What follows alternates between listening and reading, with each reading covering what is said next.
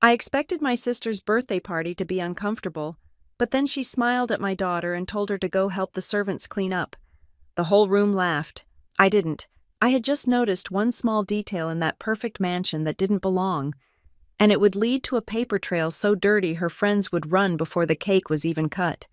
My name is Aurora Bennett. I am 34 years old, and if there is one thing my job at Stonebridge Credit and Lending has taught me, it is that numbers do not lie. But people do. I spend 40 hours a week staring at loan applications, credit scores, and debt-to-income ratios. I know exactly what stability looks like on paper, and I know exactly what desperation looks like when it is wrapped in a fancy suit. My life is not glamorous. I drive a sedan that is 6 years old. I live in a 2-bedroom apartment where the rent is reasonable, and I pay my bills on the second day of every month. It is a quiet life, a safe life, and it is exactly the kind of life my sister, Camille, would describe as suffocating. Do you think Aunt Camille will like it? The question came from the back seat. Pulling my eyes to the rearview mirror, my daughter, Sophie, was clutching a small, haphazardly wrapped package in her lap. She is 10 years old, with eyes that are still too big for the harshness of the world and a heart that refuses to understand the concept of cynicism. She will love it, Soph, I said, forcing a warmth into my voice that I did not quite feel. Because you picked it out, Sophie smiled, looking down at the gift. It was a ceramic jewelry dish she had found at a local craft fair. She had saved her allowance for 5 weeks to buy it. $15. To Sophie, that was a fortune. To the people we were about to see, $15 was what they tipped the valet for not scratching their Porsches. It is the color of her eyes, Sophie said softly, smoothing the wrinkled wrapping paper. I remember she said she liked teal. I tightened my grip on the steering wheel. My sister did like teal, but only if it came in a box from Tiffany's or was woven into silk from Italy. Sophie believed that thought and sentiment were the currency of love. She did not know that in my family, or at least the branch my sister was desperately trying to graft herself onto. The only currency that mattered was the kind you could flaunt on Instagram. We turned off the main highway and began the climb up into the hills. The scenery changed instantly. The practical strip malls and gas stations of my neighborhood were replaced by wrought iron gates, manicured hedges that looked like they were cut with lasers, and driveways long enough to land a small plane on. Wow, Sophie breathed, pressing her face against the window. Is this where she lives now? For the weekend, at least, I muttered, mostly to myself. Camille had sent out the digital invitations 3 months ago. It was not just a birthday party. It was a coronation. She had rented a massive estate in the hills for the event, claiming that her own house was undergoing renovations for a wine cellar that I was fairly certain did not exist. I pulled my silver sedan up to the entrance. It was clean, polished, and mechanically sound. Yet as I idled behind a matte black G-Wagon, I felt that familiar, prickly heat of inadequacy rising on the back of my neck. A valet in a crisp white jacket opened my door. He hesitated for a fraction of a second, a micro-expression of judgment before putting on his professional mask. "Welcome, ma'am," he said. I handed him the keys and a $10 bill. I saw him glance at the cash, then at the car, then back at me. I kept my chin up.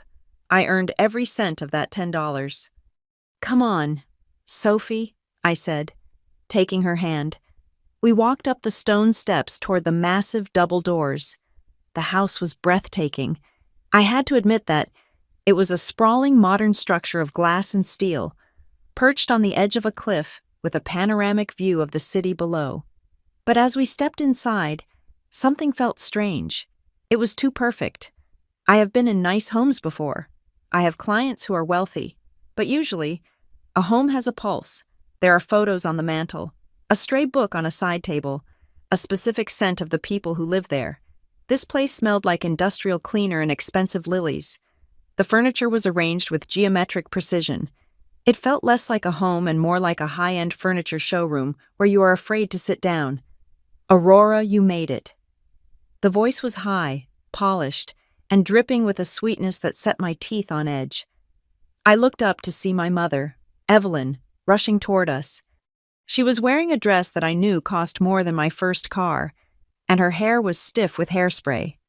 "Hi, Mom," I said, leaning in for a careful hug so I would not crush her silk wrap. She pulled back and looked me up and down. Her eyes lingered on my dress, a sensible navy blue shift dress I wore for client meetings, and I saw the disappointment flicker before she covered it up. "You look sensible," she said, which was her code for boring. Then she looked down at Sophie. "And look at my granddaughter.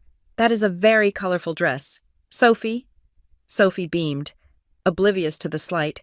"I picked it because it looks like a sunset." "It certainly is bright," my mother said, patting Sophie's head as if she were a golden retriever. "Go on in." "Darling." "Camille is in the main salon." We moved deeper into the house. The main salon was cavernous, filled with people holding flutes of champagne. The noise level was deafening, but it wasn't the warm roar of a family gathering. It was a sharp, performative noise. People were laughing too loudly at jokes that weren't funny. I caught snippets of conversation as we wove through the crowd.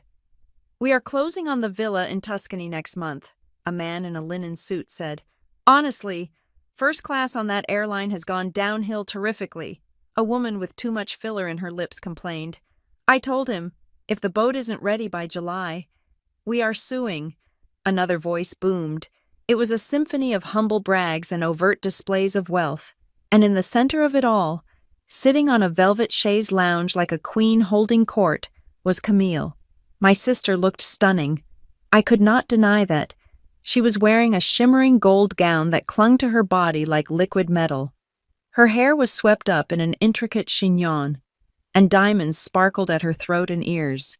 She was laughing, her head thrown back, one hand resting possessively on the arm of her husband, Derek. Derek Hartwell was a man who always looked like he was posing for a photograph that never got taken.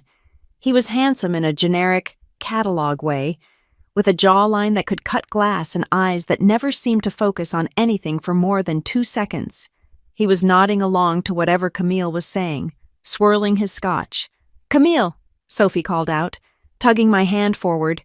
Camille stopped laughing and turned her gaze toward us.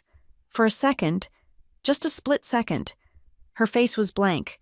Then, the mask slid into place. "Aurora and little Sophie," she exclaimed, extending a hand but not standing up. "I am so glad you guys could make it out to the boonies." The guests around her chuckled politely. This place was hardly the boonies. It was one of the most expensive zip codes in the state. "Happy birthday, Camille," I said, keeping my voice steady. "The place is beautiful. Isn't it?" Camille swept her arm around the room. "Derek and I just fell in love with the architecture. We needed something spacious for the party.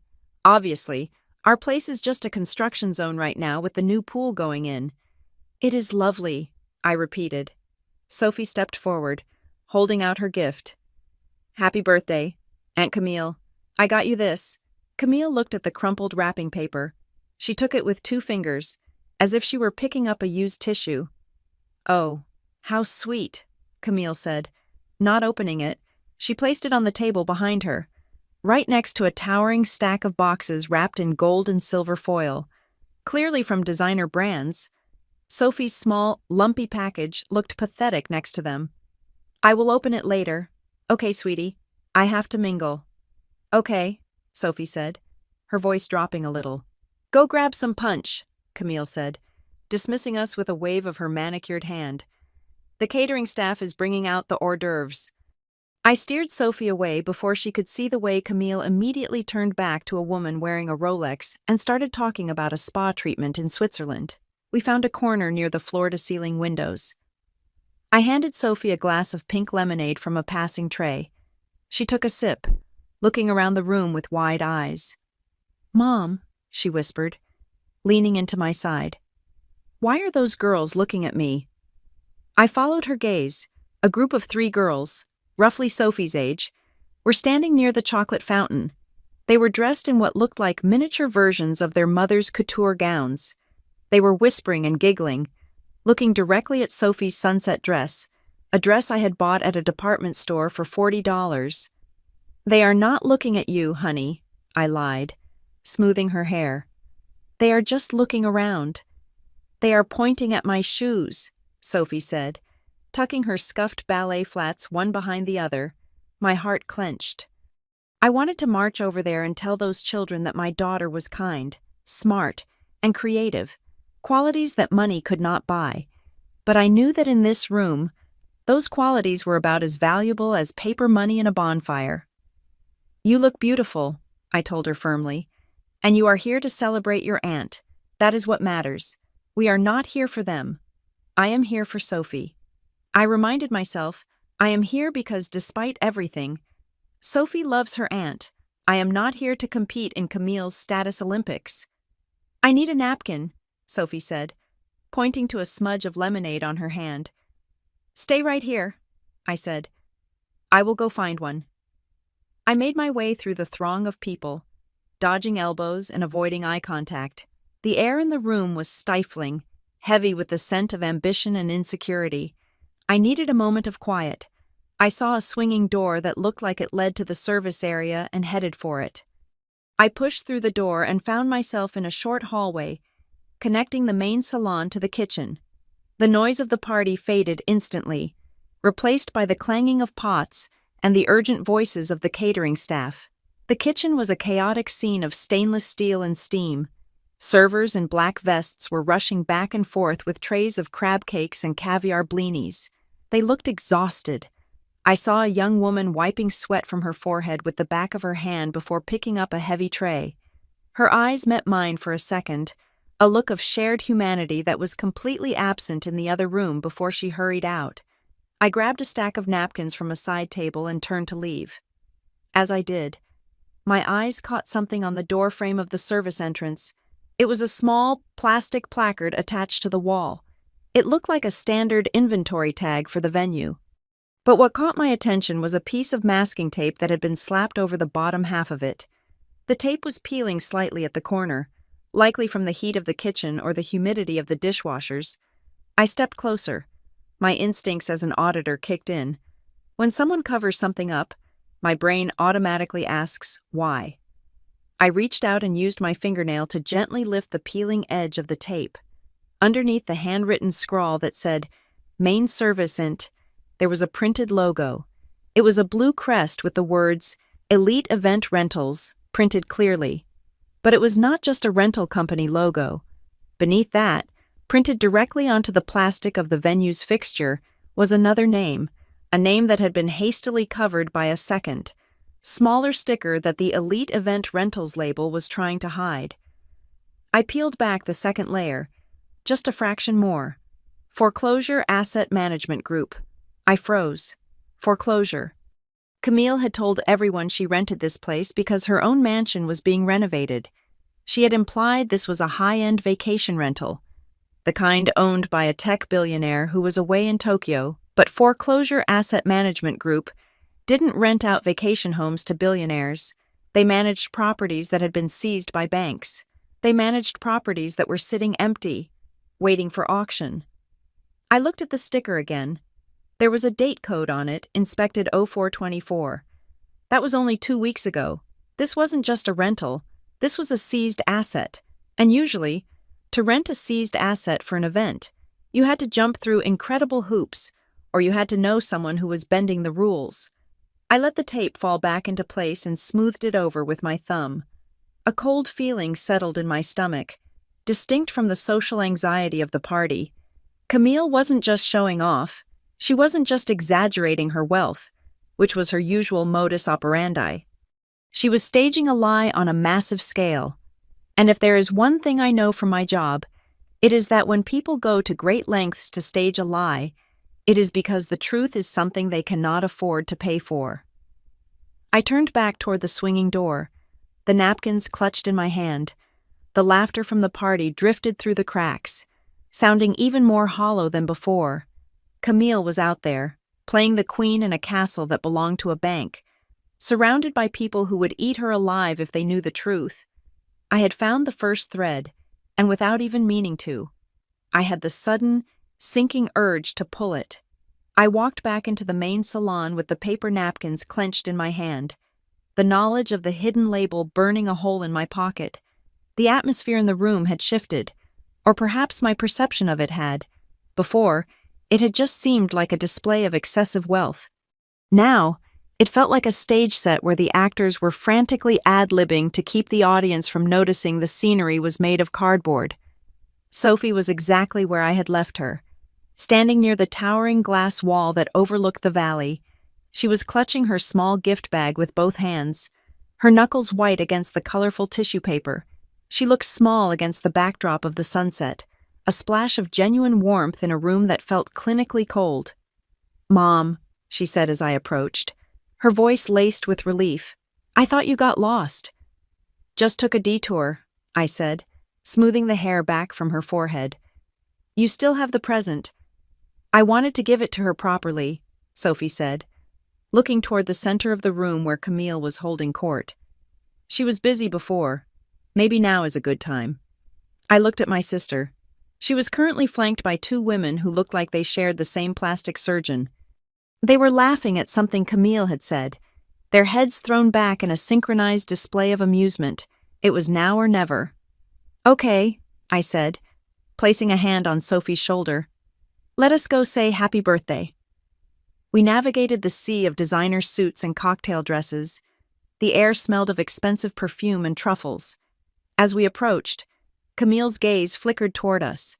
For a brief moment, I saw a flash of annoyance, as if we were interruptions in her broadcast, before she switched on the beaming smile again. "And here is my little niece," Camille announced, her voice pitching up an octave. "Sophie, look at you." Sophie stepped forward, her shyness battling with her excitement. She held out the bag again, presenting it like an offering. "Happy birthday, Aunt Camille," Sophie said clearly. "I hope you like it. I picked it out myself." The conversation in the circle died down. All eyes were on the exchange. Camille looked at the bag. It was a simple paper gift bag from a local craft market, crinkled slightly at the corners. It stood in stark contrast to the glossy, heavy boxes piled on the table behind her. "Oh, sweetie," Camille said. She reached out and took the bag by the very tip of the handle, her fingers barely making contact. She did not look inside. She did not ask what it was. She simply turned and dropped it onto a side table where empty champagne flutes were gathering. "Just put it there. We do not want to clutter up the main table." "Do we?" The dismissal was swift and brutal. I felt Sophie stiffen under my hand. I saw her throat work as she swallowed the lump that must have formed there. She had rehearsed a little speech about the color of the dish and how it matched Camille's eyes. Now, that speech was dying in her throat. "Okay," Sophie whispered. "So polite." One of the women next to Camille cooed. She was wearing a red dress that looked like it cost more than my annual rent. She leaned in toward Camille, keeping her voice low but not low enough.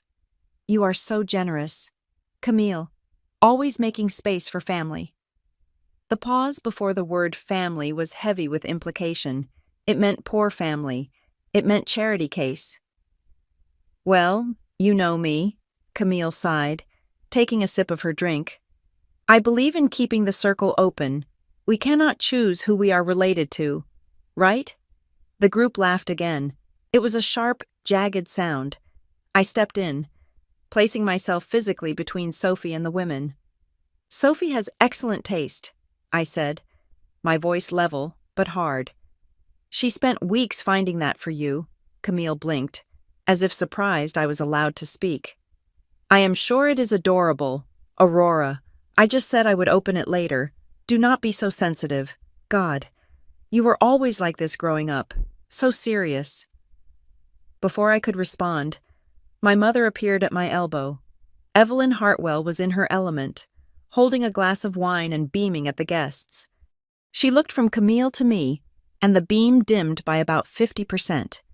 "Is everyone having a good time?" Mom asked, oblivious to the tension or perhaps choosing to ignore it. She turned to the woman in the red dress. "Have you heard about Camille's latest project? She is consulting for high-end interior design firms now. Just doing it for fun. Really, she has such an eye." I knew for a fact that Camille's consulting consisted of pinning images on Pinterest and criticizing her friends' living rooms. She is amazing, the woman agreed. And what do you do, dear? She turned her gaze to me. Aurora is in banking. Mom interjected quickly. Before I could open my mouth, she said it with a wave of her hand, as if she were brushing away a fly. She works at a branch downtown. Very steady, very practical. I am a senior risk analyst for Stonebridge Credit and Lending, I corrected, looking the woman in the eye. I specialize in fraud detection and asset recovery. The woman's smile faltered for a second. Oh, how intense. It pays the bills, I said.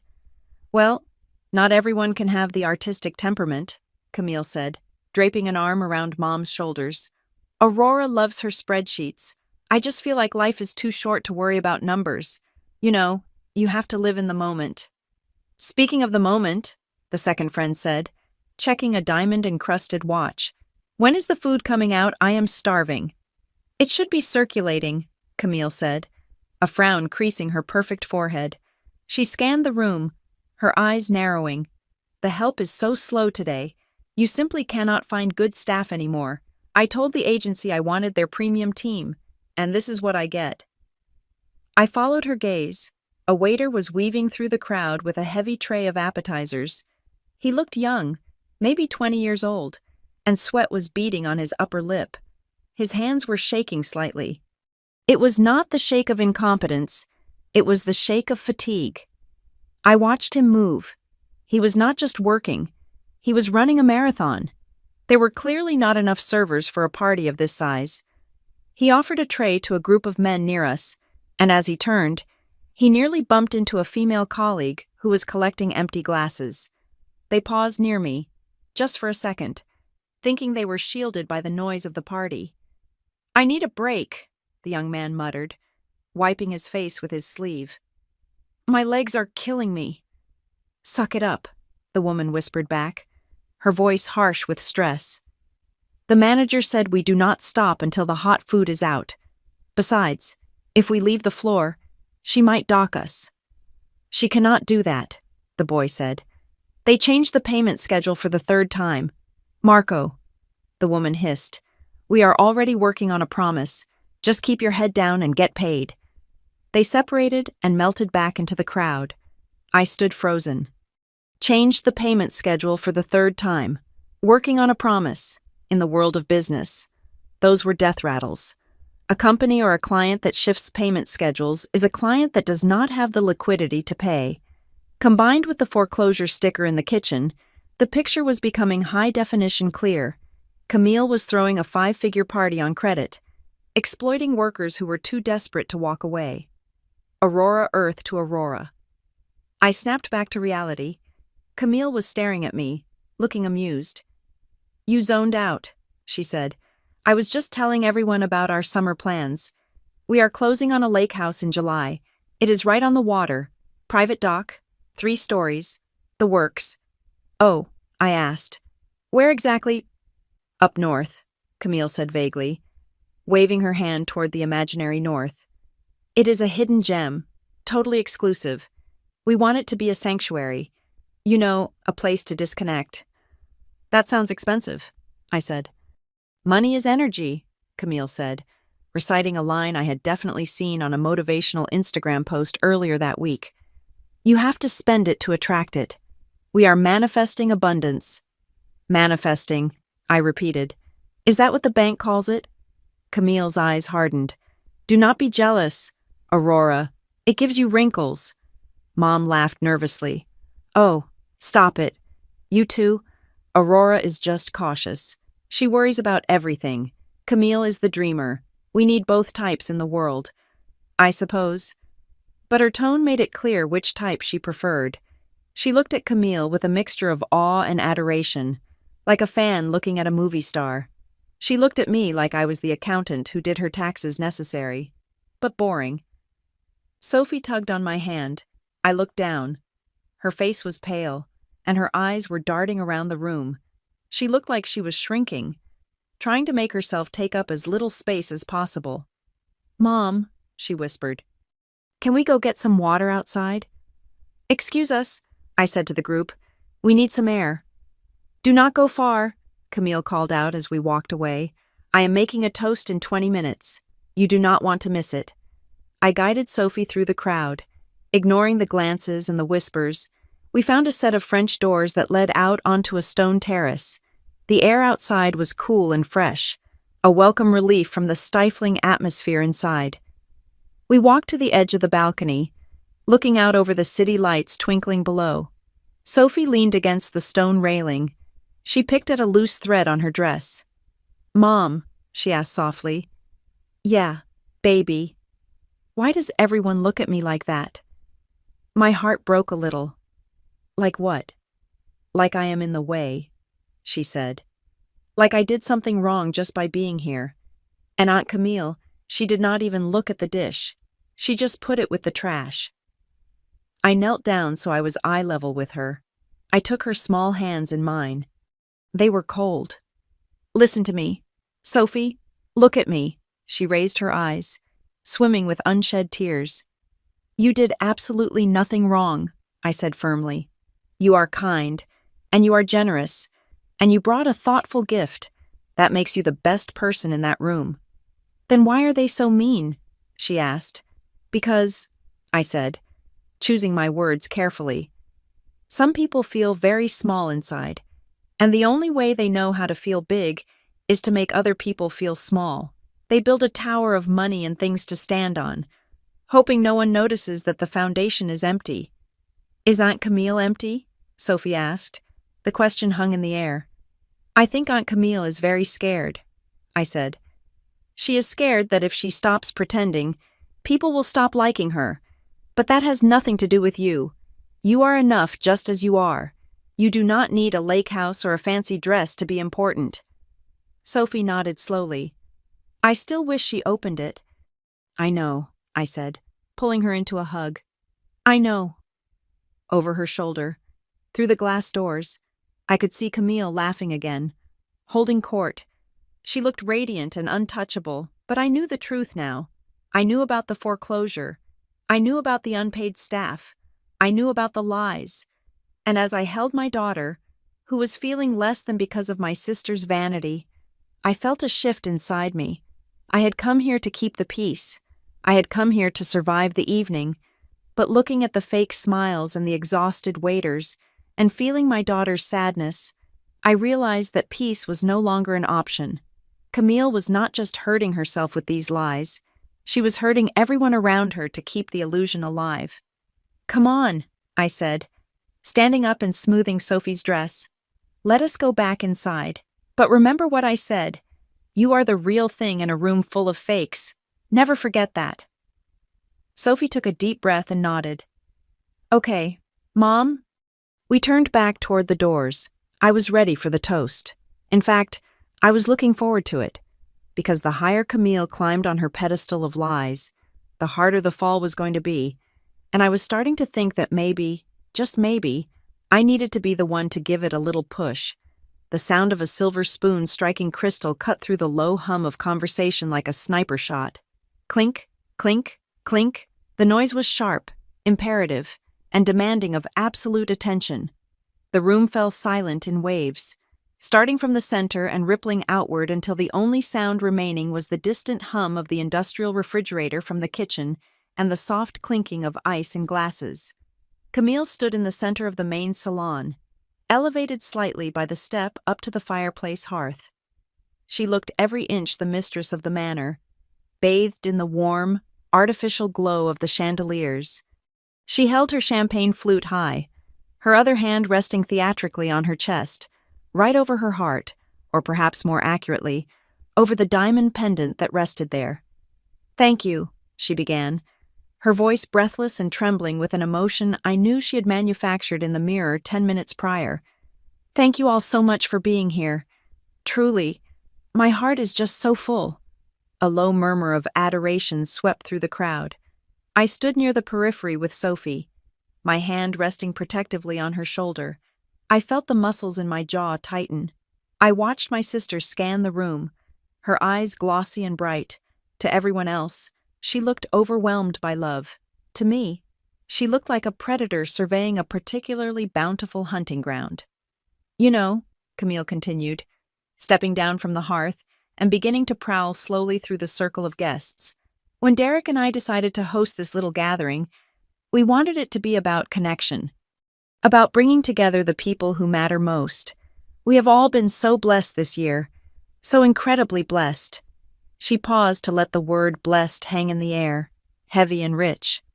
But with blessings comes responsibility, she said, nodding solemnly to the woman in the red dress. We have to remain grounded. We have to remember where we came from and keep our feet on the earth, even when our heads are in the clouds. I almost laughed. The irony was so thick it was choking me. Here she was, standing in a house she did not own, paid for by a company that did not exist, talking about being grounded while her husband likely hid in the bathroom to avoid debt collectors. Camille continued her monologue, spinning a tale of hard work and good fortune. She talked about the struggle of the renovation on her actual house, painting herself as a martyr for enduring such chaos. She talked about her charitable endeavors, which I knew consisted of attending 2 luncheons a year and buying a table for a tax write-off. As she spoke, her eyes began to wander. She looked past the faces of her friends, past the adoring gaze of our mother, and settled on the side table where the gifts were piled. The glossy boxes from the designer stores were stacked high, a monument to consumerism, but right at the front, marring the perfection, was the small, crumpled paper bag Sophie had brought. Camille's gaze snagged on it. I saw the micro-expression of disgust ripple across her face before she smoothed it away. She looked from the bag to the floor, where a few cocktail napkins had been dropped by careless guests. Then, her eyes lifted and locked onto Sophie. Sophie was watching her aunt with wide, admiring eyes. Despite everything, despite the dismissal earlier, my daughter still looked at Camille as if she were a princess from a storybook. Sophie was smiling, waiting for the speech to end so she could clap. Camille smiled back, but it was not a warm smile. It was the smile of a cat that has just cornered a mouse and decides to play with it before the kill. And speaking of staying grounded, Camille said, her voice dropping to a conspiratorial, sugary tone that amplified the silence rather than breaking it. We are so lucky to have family here who remind us of the simple things. The room turned to look at us. I felt the heat rise in my cheeks, not from shame, but from a sudden, primal instinct to shield my child. Sophie, darling, Camille called out. She did not shout, but her voice carried with perfect clarity. Come here for a second. Sophie looked up at me, uncertain. I hesitated. Every alarm bell in my head was ringing, but to refuse would be to cause the scene my mother was so terrified of. I gave a small nod, my hand sliding from Sophie's shoulder to her back. Sophie took 2 steps forward, entering the circle of light. She looked small in her sunset-colored dress and scuffed shoes, surrounded by adults in tuxedos and silk. Yes, Aunt Camille, Sophie asked, her voice small and polite. Camille tilted her head, looking at Sophie with a pitying expression that was theatrical enough for the back row to see. You know, sweetie, Camille said, gesturing vaguely at the scattered napkins on the floor and the empty glasses on the side tables.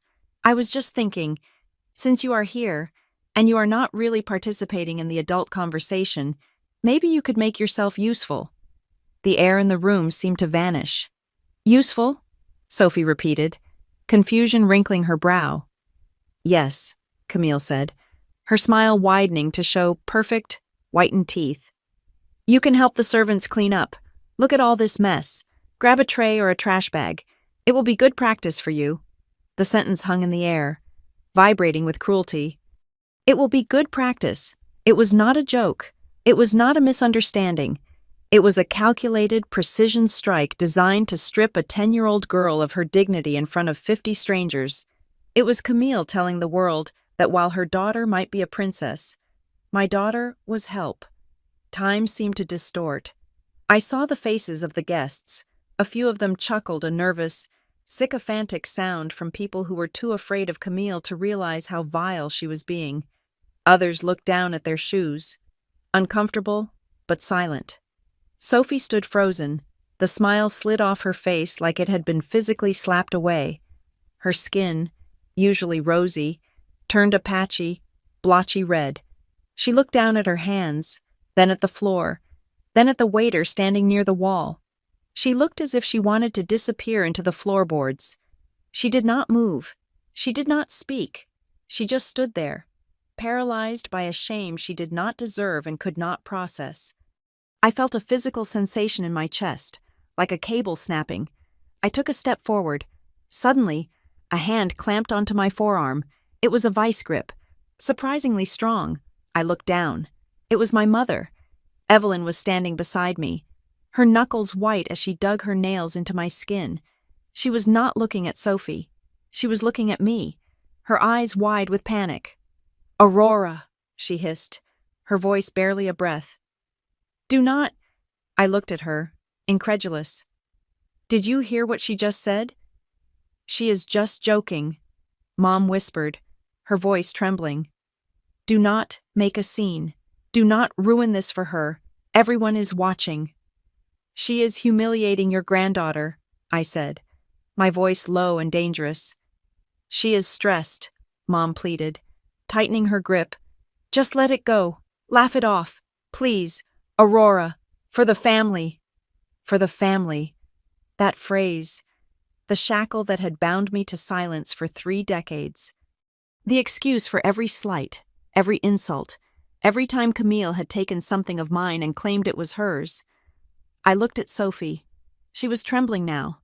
A single tear had escaped and was tracking through the powder on her cheek. She looked utterly alone in the center of the room. I looked at my mother's hand on my arm, and I ripped my arm away. The force of it made my mother stumble back a step. I did not look at her again. I walked into the circle. I did not run, and I did not stomp. I walked with the steady, rhythmic pace of a woman walking to the gallows to cut down the innocent. I reached Sophie. I ignored Camille. I ignored the guests. I knelt down on the hard marble floor so I was directly in front of my daughter. "Sophie," I said. My voice was calm, but it sounded strange to my own ears, hollow and metallic. She looked at me. Her eyes were swimming with tears, her lower lip quivering as she tried to hold them back. She was fighting so hard to be brave, to be the polite girl I had raised her to be. "Mom," she whispered, her voice breaking. "Do I have to—" "No," I said. "No, you do not." "I can do it," she stammered, looking at the waiter. "I know how to clean." "Sophie, look at me." She locked eyes with me. "You are a guest," I said, loud enough for the people in the front row to hear. "You are not an employee, and you are certainly not here to be someone's entertainment." I stood up. I took Sophie's hand in mine. Her palm was sweaty and cold. I pulled her gently to my side, creating a united front. Then, I turned to Camille. She was still standing there, holding her champagne glass. But the smile had faltered slightly. She looked annoyed that her little play had been interrupted by reality. "Oh, relax, Aurora," Camille scoffed, rolling her eyes. "God, you have zero sense of humor. I was just teasing her. She needs to learn to take a joke." The room was deadly silent now. The uncomfortable shifting had stopped. Everyone was waiting to see if the mouse would bite back. I looked at my sister. I really looked at her. I saw the fear behind the eyes, the desperation of the foreclosure, the pathetic need to stand on someone else's neck just to feel tall. "A joke is when everyone laughs." "Camille," I said. My voice was not loud. I did not shout. I used the same tone I used when I had to tell a client their assets were being frozen cool, professional, and absolute. When a child is standing there crying because she feels ashamed, that is not a joke. That is bullying. Camille's face hardened. Her eyes narrowed into slits. The mask dropped completely. "I am teaching her a lesson," Camille spat out, her voice sharpening. "Someone has to— You coddle her. I am teaching her how the real world works." "And what lesson is that, exactly?" I asked. Camille took a step forward, invading my personal space. She smelled of expensive Chardonnay and malice. She lowered her voice, but in the silence of the room, it carried like a shout. "I am teaching her to know her place," Camille said. The words hung there. Know her place. It was archaic. It was classist. It was the ugliest thing she could have possibly said. I heard a gasp from someone in the crowd. Even the sycophants knew she had crossed a line. My mother let out a small sob from the sidelines.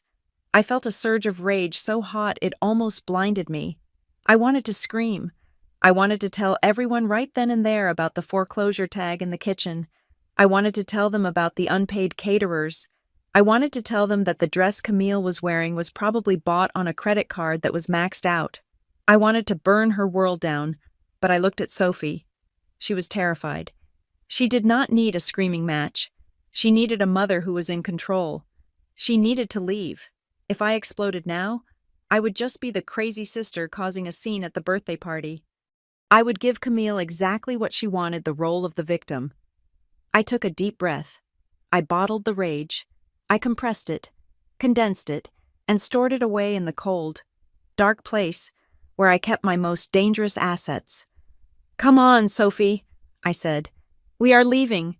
You walk out that door. Do not expect to come back," Camille hissed. I paused. I looked at her one last time. "Do not worry," I said. "We will not." I turned my back on her. I walked Sophie through the crowd. The guests parted for us like the Red Sea. I saw faces of pity, faces of shock, and faces of judgment. I ignored them all. I kept my eyes on the heavy oak doors at the front of the hall. We walked past my mother. She was standing with her hand over her mouth, tears in her eyes. She looked at me, pleading silently. I looked right through her. She had made her choice when she held my arm. We stepped out into the cool night air. The valet was standing there, looking bored. He straightened up when he saw us.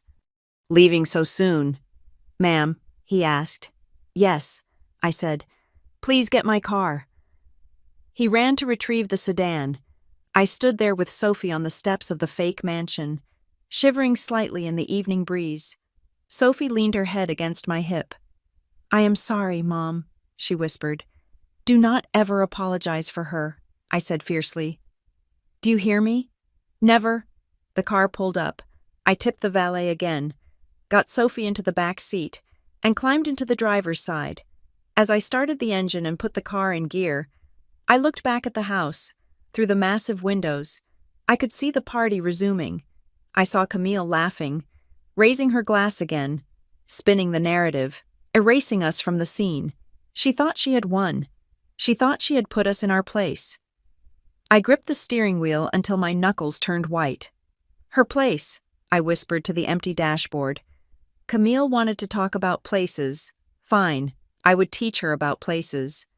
I would teach her that her place was not in a mansion she did not own, spending money she did not have, hurting people she did not respect.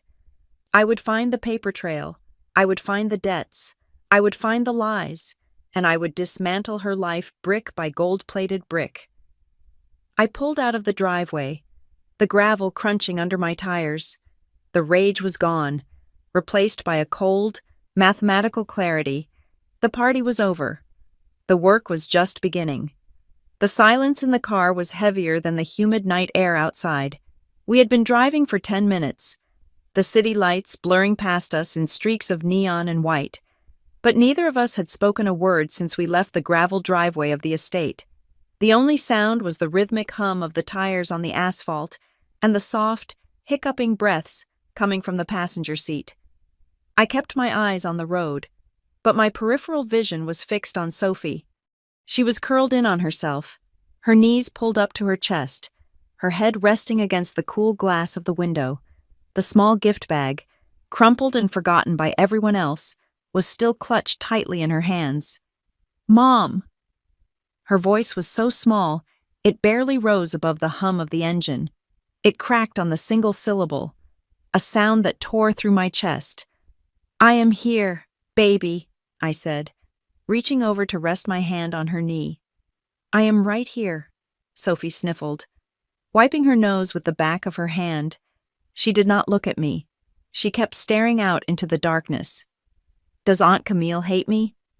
I almost slammed on the brakes.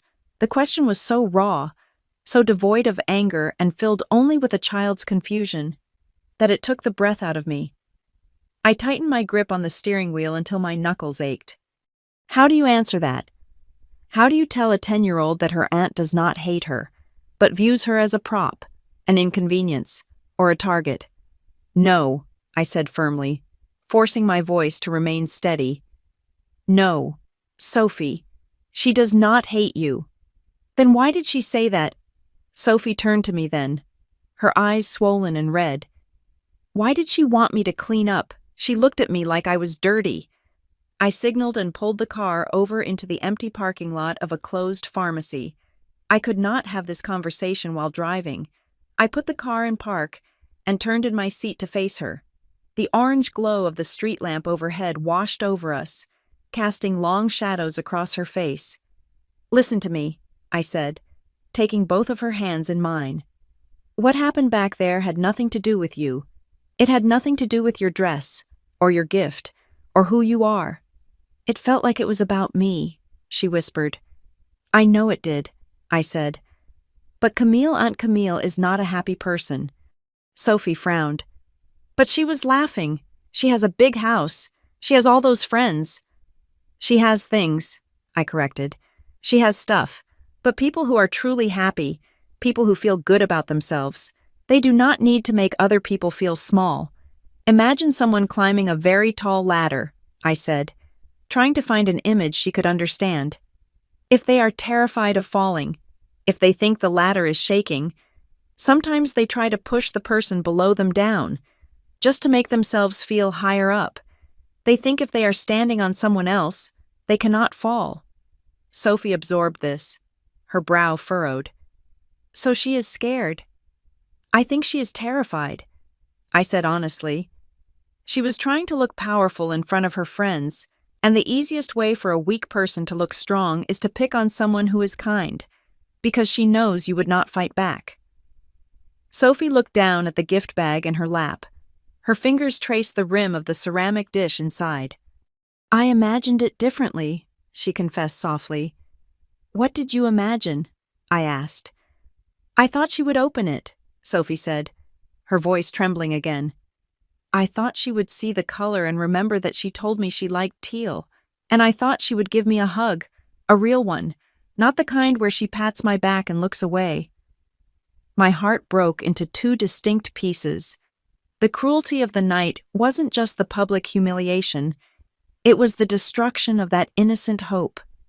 Camille hadn't just insulted my daughter, she had taken a pure, loving intention and treated it like garbage.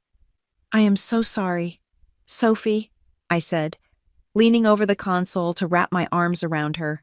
She buried her face in my shoulder and finally let herself cry. I held her until the shaking stopped, stroking her hair. I am so sorry I took you there. I want to go home, she mumbled into my shirt. We are going, I promised. We are going home right now. By the time we unlocked the door to our apartment, it was past 9 o'clock. The familiar scent of our home vanilla candles and laundry detergent hit me like a wave of relief. It wasn't a mansion, it didn't have marble floors, but it was ours, and it was safe. Sophie went straight to her room to change into pajamas. I went to the kitchen to pour myself a glass of water, my hands shaking slightly now that the adrenaline was fading. My phone buzzed on the counter. The screen lit up with a photo of my mother. I stared at it. I considered letting it go to voicemail. I knew exactly what she was going to say. But if I didn't answer, she would call 10 more times, and then she would show up at my door. I slid the icon to answer and put the phone to my ear. Hello, Mom? Aurora Bennett.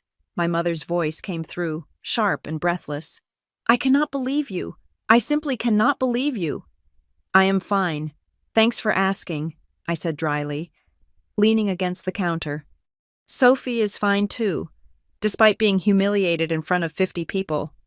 You are being so dramatic, Mom snapped. Camille was making a joke. A joke, Aurora. And you had to turn it into a scene. You had to storm out like you were in a soap opera. Do you have any idea how embarrassed poor Derek looked? I do not care about Derek, I said. And I do not care about Camille's guests. She told my daughter to help the servants. She treated her like hired help. She was giving Sophie a chance to be involved, Mom argued. Sophie looked so awkward standing there. Camille was trying to include her. By telling her to take out the trash, I asked, my voice rising. You are so sensitive, Mom sighed, the anger shifting to her familiar, weary disappointment. You have always been this way. You look for insults where there are none. You have a chip on your shoulder because Camille has done well for herself. This is not about jealousy, Mom. Then fix it, she demanded. Call your sister. Apologize for running off. Tell her you were just tired or having a bad day. Keep the peace, Aurora. We are a family. We do not walk out on each other. I am not apologizing, I said calmly. And I am not calling her. If you do not fix this, Mom said, her voice dropping to a warning tone, you are going to find yourself very lonely at Christmas. Good night, Mom, I said, and ended the call. I tossed the phone onto the counter. The silence that followed was not peaceful. It was vibrating with frustration. Keep the peace. That was the mantra. Let Camille do whatever she wanted. Treat us however she pleased. And we were supposed to swallow it to keep the peace. The phone buzzed again. This time it was a text message. Camille, I hope you're happy. You made Mom cry. Next time you want to have a tantrum, do it at your own house. Don't ever embarrass me in front of my friends again. They're still talking about how unstable you seemed. I stared at the words. Unstable. That was rich coming from a woman who was living a lie. Sophie walked into the kitchen. She was wearing her oversized t-shirt and holding the gift bag. She looked at me, then at the phone in my hand. Was that Grandma? She asked. Yes, I said. Is she mad? She is confused. I lied. She just wants everyone to be happy. Sophie placed the gift bag on the counter. What should I do with this? I do not want to give it to her anymore. I looked at the bag. I thought about the $15 Sophie had saved. I thought about the time she had spent wrapping it. Then we keep it, I said. It is a beautiful dish. We will put it on the entry table. We can put our keys in it. Every time we see it, we will remember that we are the kind of people who give thoughtful gifts, even if other people are not the kind who know how to receive them. Sophie nodded slowly. Okay, that sounds good. Go to bed, Peanut, I said. I will be in to tuck you in a minute. When Sophie was finally asleep, breathing deeply in the soft light of her room, I went back to the living room. I did not turn on the TV. I did not pick up a book. I sat down at my small dining table and opened my laptop.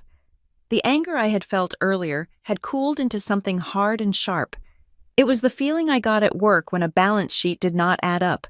It was the instinct of a hunter who has caught a scent. Don't ever embarrass me. Camille had written, she was terrified of embarrassment. She was terrified of exposure. I thought about the sticker in the kitchen, Foreclosure Asset Management Group. I thought about the caterers mentioning missed payments. I thought about the desperate, frantic energy beneath Camille's smile. I opened a web browser. I did not log into my work database that would be unethical and leave a digital footprint I did not want. I stuck to public records. In the state where we lived, property records, business licenses, and civil court dockets were all matters of public record if you knew where to look, and I knew exactly where to look. First, I searched for the address of the mansion, 1408 Skyline Drive. The county assessor's website loaded slowly. I typed in the address. The results popped up in black and white. Owner Triton Holdings, LLC, Kaloa West Coast Bank. It was bank-owned. It had been foreclosed upon 6 months ago. But that did not explain how Camille was hosting a party there. Banks did not usually rent out foreclosed mansions for birthday bashes. I opened a new tab and searched for the address combined with keywords like rental and event. Nothing. Then I remembered the other name on the sticker. Elite Event Rentals. I searched for them. Their website was flashy, promising luxury experiences for the discerning client. I clicked on their venues page. There, fourth on the list, was the house on Skyline Drive. The Pinnacle Estate, available for daily and weekly lease. perfect for weddings, corporate retreats, and private galas. I sat back in my chair. So, they didn't own it. They didn't even have a long-term lease. They had rented it for the weekend. That in itself wasn't a crime. Plenty of people rented venues for parties. But Camille had explicitly told everyone, including our mother, that they had bought a new place and were renovating, implying this was just a temporary luxury pad they also owned or leased long-term. She had built her entire persona for the evening around the idea that this level of wealth was her new normal. But there was something else. The rental agreement for a place like that would be astronomical. $5,000 a night, easily, plus the security deposit. I went back to the county clerk's website. I searched for Derek Hartwell. The screen refreshed. A list of civil filings appeared. Small claims Greenleaf Landscaping versus Derek Hartwell. Judgment for plaintiff. Unpaid. Civil suit. Audi Financial Services versus Derek Hartwell. Breach of contract. The list went on. But the most recent filing was from 2 weeks ago. Notice of default. This was for their actual house. The modest 3-bedroom split level they had lived in for 5 years. The house Camille claimed was being renovated. They weren't renovating, they were losing it. I felt a cold chill run down my spine. It wasn't satisfaction. It was a deep, horrifying realization of the scope of the disaster. Camille wasn't just living beyond her means. She was drowning. She was throwing a party that likely cost $20,000 while her actual house was being taken by the bank. She was standing on a trapdoor that was already opening, and she was dragging everyone she could grab onto down with her. And then, I saw it, in the search results for the rental company, Elite Event Rentals. There was a standard contract template available for download. I opened it out of curiosity. It required a credit check and a guarantor for any rental over $10,000. Derek's credit was shot. The court records proved that Camille had never held a job for more than 6 months. So who signed as the guarantor? Who had enough clean credit and assets to secure a rental like that? My stomach dropped. My mother, Evelyn Hartwell, a retired teacher with a paid-off house and a pristine credit score, a woman who would do anything to keep the peace and help her successful daughter. I closed the laptop. The room felt suddenly very cold. This wasn't just about a birthday party anymore. This wasn't just about my sister being a bully. Camille was running a con, and she had positioned our mother as the safety net that would catch her when she fell.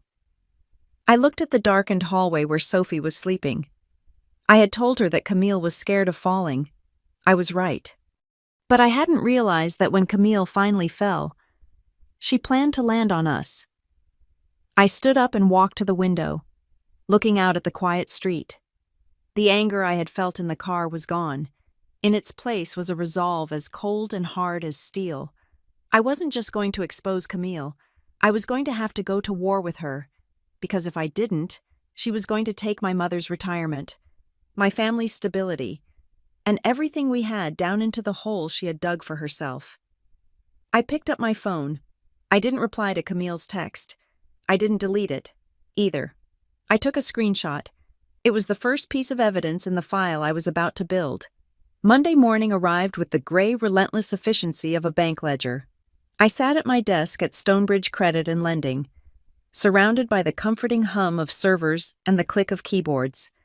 My dual monitors glowed with spreadsheets and risk assessment algorithms, but my mind was miles away, stuck in the opulent, hollow hallway of the mansion on Skyline Drive. I had spent Sunday decompressing with Sophie, making pancakes and watching cartoons, trying to scrub the memory of Camille's voice from her head. But while my mothering mode was soft and protective, my professional brain was running cold calculations in the background. I needed to know the scope of the lie. I picked up my phone and dialed a number I had not called in 2 years. Jessica was an old college friend who had pivoted from finance to high-end event planning. If anyone knew the economics of a party like Camille's, it was her. Aurora, Jessica's voice was bright. It has been ages. Please tell me you are calling to say you are finally taking a vacation. I wish, I said, keeping my tone casual. I actually have a quick industry question for you, a curiosity thing. Shoot. I went to a party this weekend at a place on Skyline Drive. The Pinnacle Estate. I think it was called. Do you know it? Oh, absolutely, Jessica said, her tone shifting to professional reverence. That is the crown jewel of rental properties right now. Infinite pool, marble everything. Why are you planning a wedding? Definitely not, I laughed. Just curious. My sister threw her birthday there. I was wondering what a place like that goes for. She made it sound like she got a steal. There are no steals at the Pinnacle, Jessica said flatly. That place is run by a holdings group that is notoriously shark-like. The base rate is $12,000 a night, with a mandatory 48-hour minimum rental, plus a $5,000 security deposit. I wrote the numbers down on a sticky note. $29,000. That was more than Camille made in a year of her sporadic consulting gigs. And they are strict, Jessica added. They do not take checks. Wire transfer or certified funds only. 10 days in advance. They have a legal team on retainer that sues if you scratch the floorboards. Why do you ask? Just doing the math, I said. Thanks, Jess. I hung up. The math was impossible. Derek had judgments against him for unpaid landscaping bills of $500. There was no way they wired nearly $30,000 to a rental company, unless they found a loophole or a lender. My phone buzzed again. I expected it to be my mother, continuing her campaign for peace, but the number on the screen was local and unfamiliar. I swiped to answer. This is Aurora. Hi, is this the contact for the Hartwell event? A female voice asked. She sounded young and harried. This is Sarah from Gourmet Bites Catering. I am really sorry to bother you, but the contact number on the contract is going straight to voicemail, and your number was listed on the emergency contact sheet for the vendors. I frowned. I had not authorized anyone to put me down as an emergency contact. Camille must have pulled my number from her phone and scribbled it down just to fill a blank space on a form. I am the sister of the host, I said carefully. What is the issue? Well, Sarah hesitated, clearly uncomfortable. We are trying to process the final balance for the staffing and the bar tab. The credit card on file was declined. Twice. My stomach tightened. Declined? Yes, ma'am. It came back with a code for insufficient funds. And since Mr. Hartwell is not answering, and we have staff who worked overtime, we just need to get this settled. The owner is talking about filing a police report for theft of services if we do not hear back by noon. Theft of services. The image of the young waiter wiping sweat from his brow flashed in my mind. Camille had stood there in her gold dress, mocking my daughter, telling her to help the servants, all while knowing she had no intention or ability to pay those very people. She wasn't just arrogant. She was a predator. She was stealing the labor of working-class people to fuel her ego. I am not the financial contact, I said, my voice steady despite the anger boiling in my veins. But I suggest you document everything. Send an email to every address you have. Do not just call. Okay. Sarah sounded defeated. Thanks anyway. I ended the call and stared at my screen. The catering bill was likely another $5,000 or $6,000. The rental was $30,000. The flowers, the valet, the dress. We were looking at a $50,000 weekend. I opened a new browser window. It was time to stop guessing and start verifying. I went to the Secretary of State's business search portal. It was a public database, accessible to anyone with an internet connection. I typed in the name of the LLC I had seen on the sticker in the kitchen Elite Event Rentals. The company popped up, legitimate, active. Then I searched for the company that owned the house, Triton Holdings, also legitimate. Then I tried a different angle. I searched for court records in our county involving Derek Hartwell again. I needed to see if there were new filings. The list was long, as I had discovered the night before, but I dug deeper this time. I looked at the parties involved section of the lawsuits. In 3 of the debt collection cases against Derek, there was a co-defendant listed as a guarantor or co-signer. The name of the co-signer was an LLC called Hartwell Future Ventures. I went back to the business portal and searched for Hartwell Future Ventures. The registered agent was Derek Hartwell. The business address was a PEO box in a strip mall 3 towns over, but it was the manager listed on the filing that made my breath catch in my throat. It wasn't Camille. It wasn't Derek. It was Evelyn Bennett, my mother. I stared at the screen, the white pixels blurring slightly. My mother was listed as the managing member of an LLC that was being sued for debt. I knew my mother's finances. I helped her set up her retirement accounts. I balanced her checkbook when my father passed away. She was terrified of debt. She paid her credit card bill the day it arrived in the mail. There was absolutely no way she would knowingly start a venture capital LLC with her deadbeat son-in-law. I navigated to the Documents tab of the business filing. In our state, the articles of organization were public. I downloaded the PDF. I scrolled to the bottom of the document. There, on the signature line, was a digital signature. Evelyn Bennett, DocuSigned ID 4492 AF. Timestamp 11/12/2024, 10:42 p.m. I looked at the timestamp. November 12th. That was 6 months ago. At 10:42 at night, my mother would have been asleep or reading a paperback in bed. She did not even know how to use DocuSign. She still printed out emails to read them. I felt a cold realization wash over me. This wasn't just irresponsibility, this was identity theft. Camille and Derek had used my mother's name and her clean credit history to open a shell company. They were using that company to guarantee their loans, their rentals, and their lifestyle. And when the house of cards collapsed, and it was already collapsing, the creditors weren't going to go after Derek, who was broke. They were going to go after the manager of the LLC. They were going to go after my mother's house, her pension, everything she had saved for 30 years. I grabbed my phone and dialed my mother's landline. My hand was shaking, not with fear, but with a cold, hard fury. "Hello?" Mom answered after 3 rings. She sounded tired. "Mom," I said, skipping the pleasantries, "I need you to answer a question for me, and I need you to be absolutely honest. Do not protect Camille. Just tell me the truth." "Aurora, please," she sighed. "I do not want to talk about the party anymore." "This is not about the party," I said. "Did you sign any papers for Derek regarding a company called Hartwell Future Ventures?" There was a pause. "What? No, of course not. Derek has his own business things. I do not get involved in that." "Did you get an email from DocuSign back in November?" I pressed. "Maybe something Camille told you was for a birthday gift or a subscription." "I do not know," Mom stammered. "Camille handles my email sometimes. She helps me clear out the spam. She said something about updating my security settings a few months ago. Why are you asking me this? You are scaring me." "Mom," I said, my voice dropping to a whisper, "Camille opened a company in your name. She made you the owner. And that company is currently guaranteeing the debts for the party, for their lifestyle, for everything." "That is ridiculous," Mom said, her voice rising in denial. "Camille would never do that. She is my daughter. She loves me." "She loves your credit score," I said bluntly.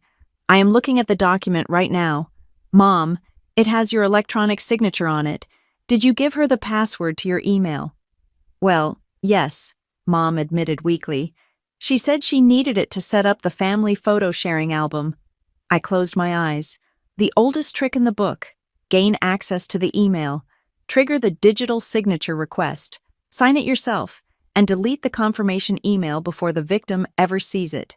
It was clean, it was fast, and it was a felony. "Mom, listen to me very carefully," I said. "This is not a family squabble anymore. This is fraud. If we do not fix this, you could lose your house." "My house?" Mom gasped. "But the party was so beautiful. Everyone was so happy." "The party was a lie," I said. "The catering staff is calling me because they have not been paid. The rental company is going to be looking for their $30,000, and when Derek does not pay, they are coming for you." "I have to call her," Mom said, panic creeping into her voice. "I have to ask her." "No," I commanded. "Do not call her. If you call her, she will lie. She will tell you it is a mistake, or that I am jealous, or that she will fix it next week. She will stall until it is too late." "Then what do I do?" Mom sounded small, like a child lost in a supermarket. Aurora, what do I do? You trust me, I said. For once, you stop protecting the daughter who is using you, and you trust the daughter who is trying to save you. There was a silence on the other end of the line, a long, heavy silence. Okay, Mom whispered. Okay, Aurora. I am coming over after work, I said. We are going to go through everything. Change your passwords. Pull your credit report, and we are going to document every single thing Camille has access to. But we won't get her in trouble, will we? Mom asked, her voice trembling. I do not want her to go to jail. I looked at the PDF on my screen. I looked at the signature that proved my sister had sold our mother down the river for a night of champagne and validation. I am not going to call the police today, I said, choosing my words carefully. But we are going to make sure she can never use your name again, and we are going to make sure she pays for this mess, not you. I hung up the phone. I sat there for a moment, staring at the blinking cursor on my screen. My original plan had been simple revenge. I wanted to embarrass Camille. I wanted to knock her down a peg. But the stakes had changed. This was no longer about a rude comment to Sophie. This was a rescue mission. I thought about the legal implications. Proving unauthorized use of a digital signature was difficult, but not impossible. We would need to match IP addresses. We would need to show that the signature originated from Camille's device, not Mom's computer. I picked up a pen and started a new list. 1. Secure Mom's accounts. 2. Gather all communications from vendors. 3. Map out the timeline of the fraud. 4. Find the leverage. I needed leverage. I needed something that would force Camille to assume the debt herself, to transfer the liability off my mother before the lawsuits hit. I needed to corner her so completely that she had no choice but to confess and take the fall. I looked at the sticky note with the rental cost. $29,000. If the rental company sued, they would name the LLC. They would serve my mother. I needed to get ahead of the process server. I opened one last tab. I searched for the Pinnacle estate again. I looked for the owner's direct contact info, not the booking agent. I found a name, Marcus Thorne, CEO of Triton Holdings. I didn't email him. Not yet. That was a card to play later. Instead, I printed the articles of organization for Hartwell Future Ventures. I printed the lawsuit summaries. I printed the invoice from the catering company that Sarah had just emailed me. I clipped them all together into a neat, damning stack. Camille had told Sophie to clean up. She had wanted to teach my daughter a lesson about her place in the world. I placed the folder in my bag. Tonight, I was going to start cleaning up, and the first thing I was going to scrub was my sister's name off my mother's financial life. Camille wanted to play the part of the rich socialite fine. I was going to make sure she paid the bill. Every single cent of it. I sat across from Elena in a booth at a coffee shop 3 blocks from the county courthouse. Elena and I had gone to university together, and while I had gone into the rigid world of risk assessment, she had pivoted into contract law. She was sharp, unsentimental, and exactly the kind of person you wanted in your corner when your family tree started rotting from the inside out. I slid the stack of papers across the table. It contained the articles of organization for Hartwell Future Ventures, the debt collection notices, and the digital signature logs I had pulled the night before. Elena took a sip of her black coffee and started reading. She did not gasp. She did not shake her head. She simply turned the pages with a rhythmic, practiced efficiency. After 10 minutes, she set the papers down and looked at me over the rim of her glasses. "This is a mess, Aurora," she said. It was a statement of fact, not an emotional judgment.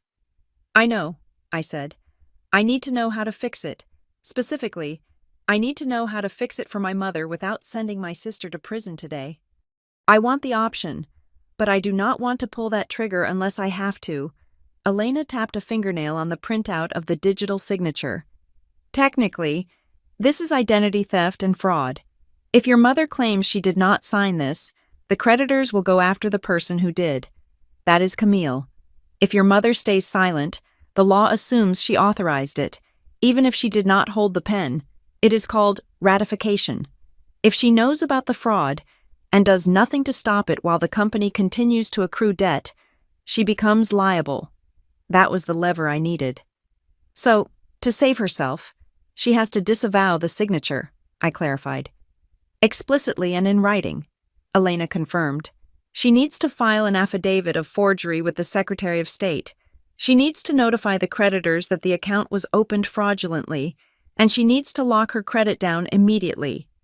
And if she does that, then the creditors pivot, Elena said, leaning back. They will look at who actually benefited from the funds. They will look at the IP addresses. They will pierce the corporate veil and go after Camille and Derek personally. It will not be pretty for them, but your mother will be clear. That is the goal, I said. I am not looking for a street fight. I want a surgical removal of my mother from this cancer. Then stop acting like a sister and start acting like an auditor, Elena advised.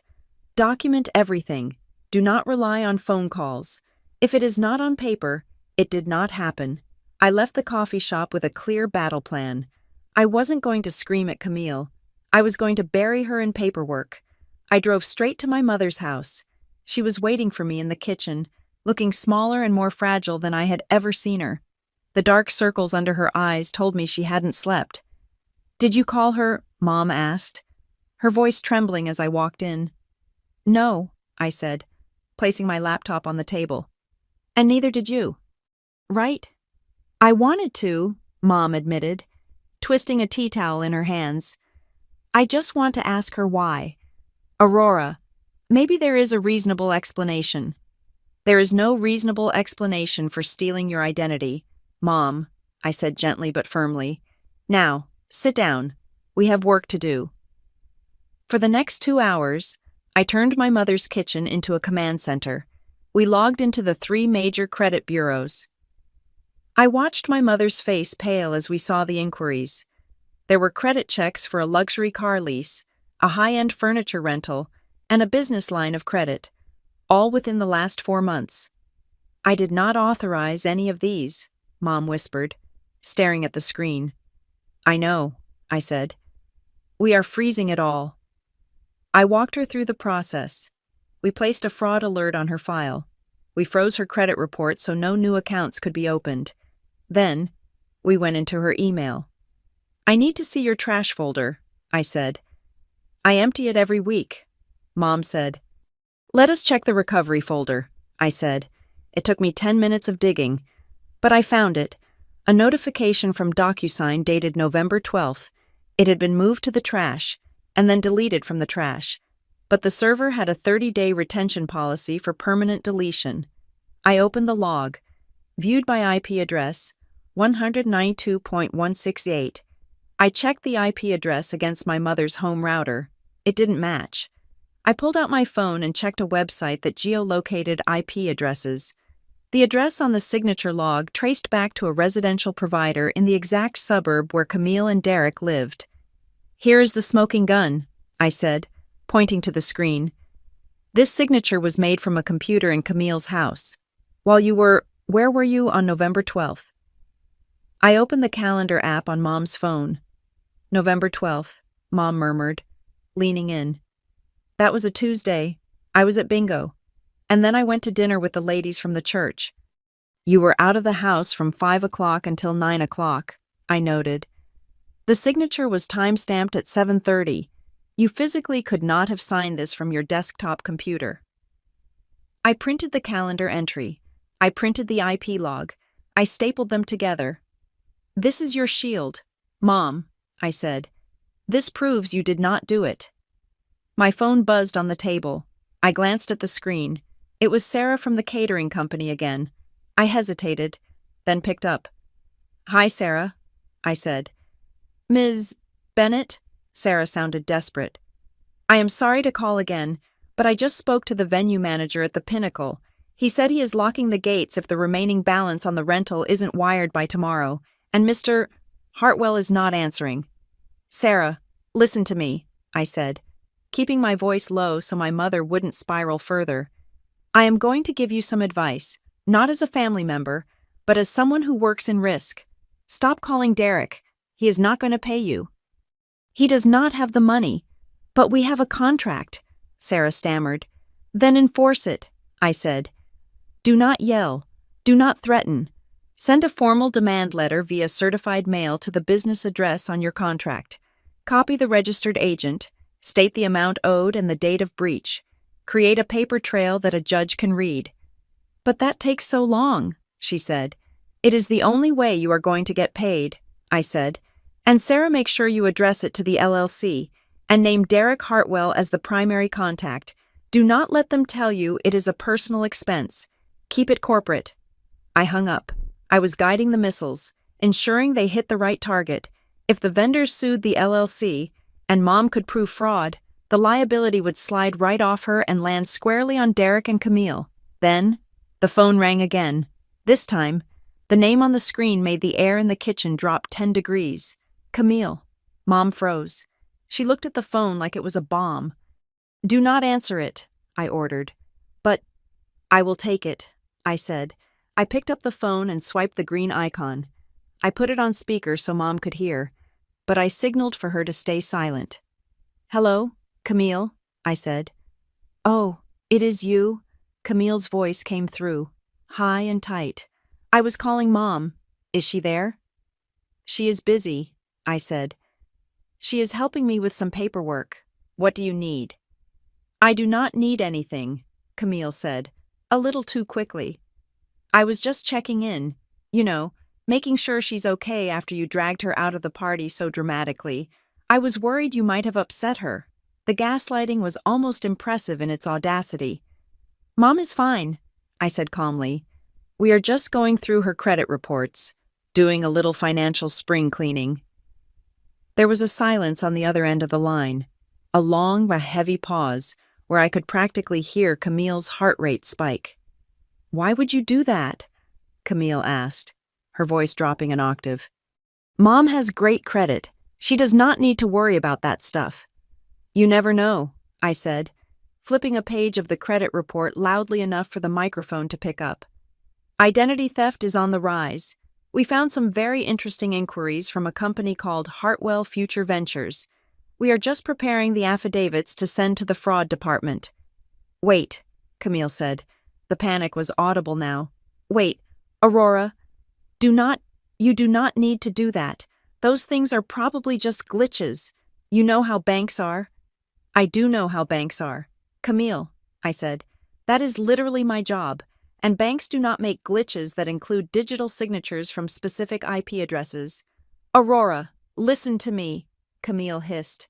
You are blowing this out of proportion.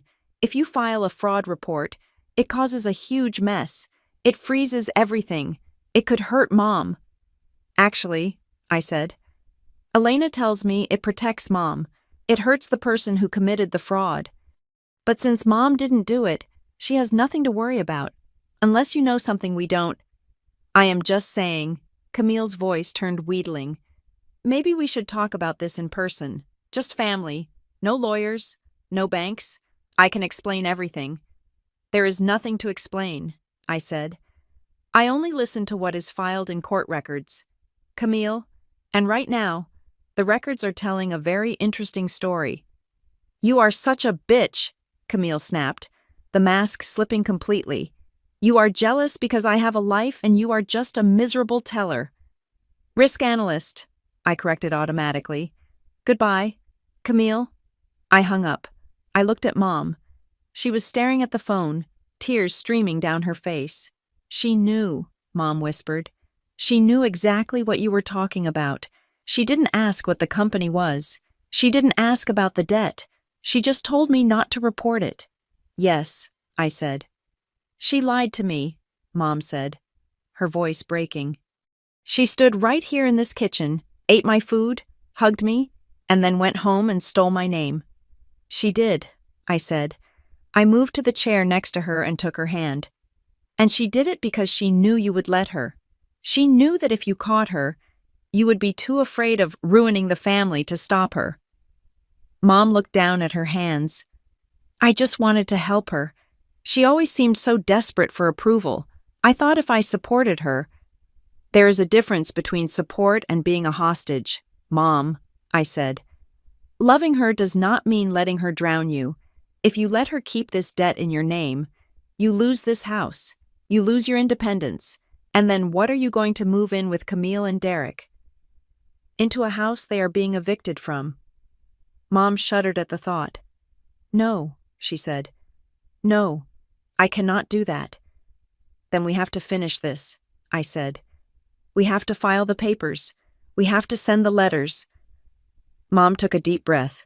She wiped her eyes. She looked at the stack of evidence I had compiled, the timeline, the IP addresses, the calendar. Okay, she said. Her voice was weak, but it was there. Tell me where to sign. My real signature. I spent the rest of the afternoon drafting the letters. I kept them clinical. To whom it may concern, the account listed below was opened without the knowledge or consent of Evelyn Bennett. Please find attached the affidavit of forgery and the police report reference number. We did not file the police report yet, that was the final nuclear option, but I drafted the narrative for it so it was ready to go. By the time I packed up my bag, the sun was setting. I felt exhausted, but my mind was clear. I wasn't going to storm into Camille's next party and throw a drink in her face.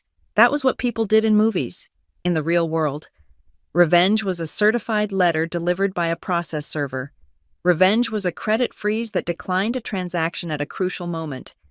Revenge was the slow, crushing weight of bureaucracy closing in on a liar. I hugged my mother at the door. You did the right thing, I told her. It does not feel good, she said. Surgery never feels good, I said, but it saves your life. I walked to my car. I checked my phone. I had 3 missed calls from a number I recognized as Derek's cell. I didn't call back. Let them sweat. Let them wonder how much I knew. Let them scramble to find a new lie to cover the old one.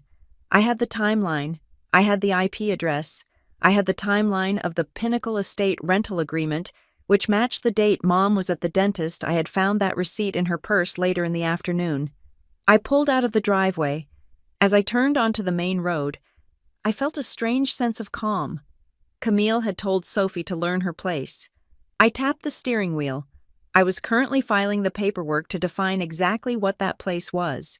And it wasn't a mansion on a hill. It was a defendant's chair in a civil courtroom. The backlash did not take long to arrive. In fact, it hit with the speed and ferocity of a tropical storm. By Tuesday afternoon, the narrative had already been rewritten. I was no longer the sister who had defended her daughter from a cruel insult. I was the jealous, bitter spinster who had caused a scene because she could not handle seeing her younger sister succeed. My phone was flooded with messages from aunts and cousins I had not spoken to in years. They ranged from, "Family is everything, just apologize," to more direct accusations that I was trying to ruin Camille's moment out of spite. Camille was working the phones. She was crying to anyone who would listen, painting a picture of a mental breakdown I had supposedly suffered at the party. She told them I was hysterical. She told them I was envious of her new home. She told them I had screamed at our mother. I ignored them all. I did not engage. I knew that in a war against a narcissist, defending yourself against the lies only validated them. You had to ignore the noise and aim for the signal. But then, Camille crossed a line that took the breath out of my lungs. It was Wednesday morning. I was at my desk at Stonebridge Credit and Lending, finalizing a quarterly risk report, when my internal chat pinged. Please report to the Director of Compliance's office immediately. My stomach dropped. In banking, a summons to compliance is never a social call. It is the equivalent of being read your rights.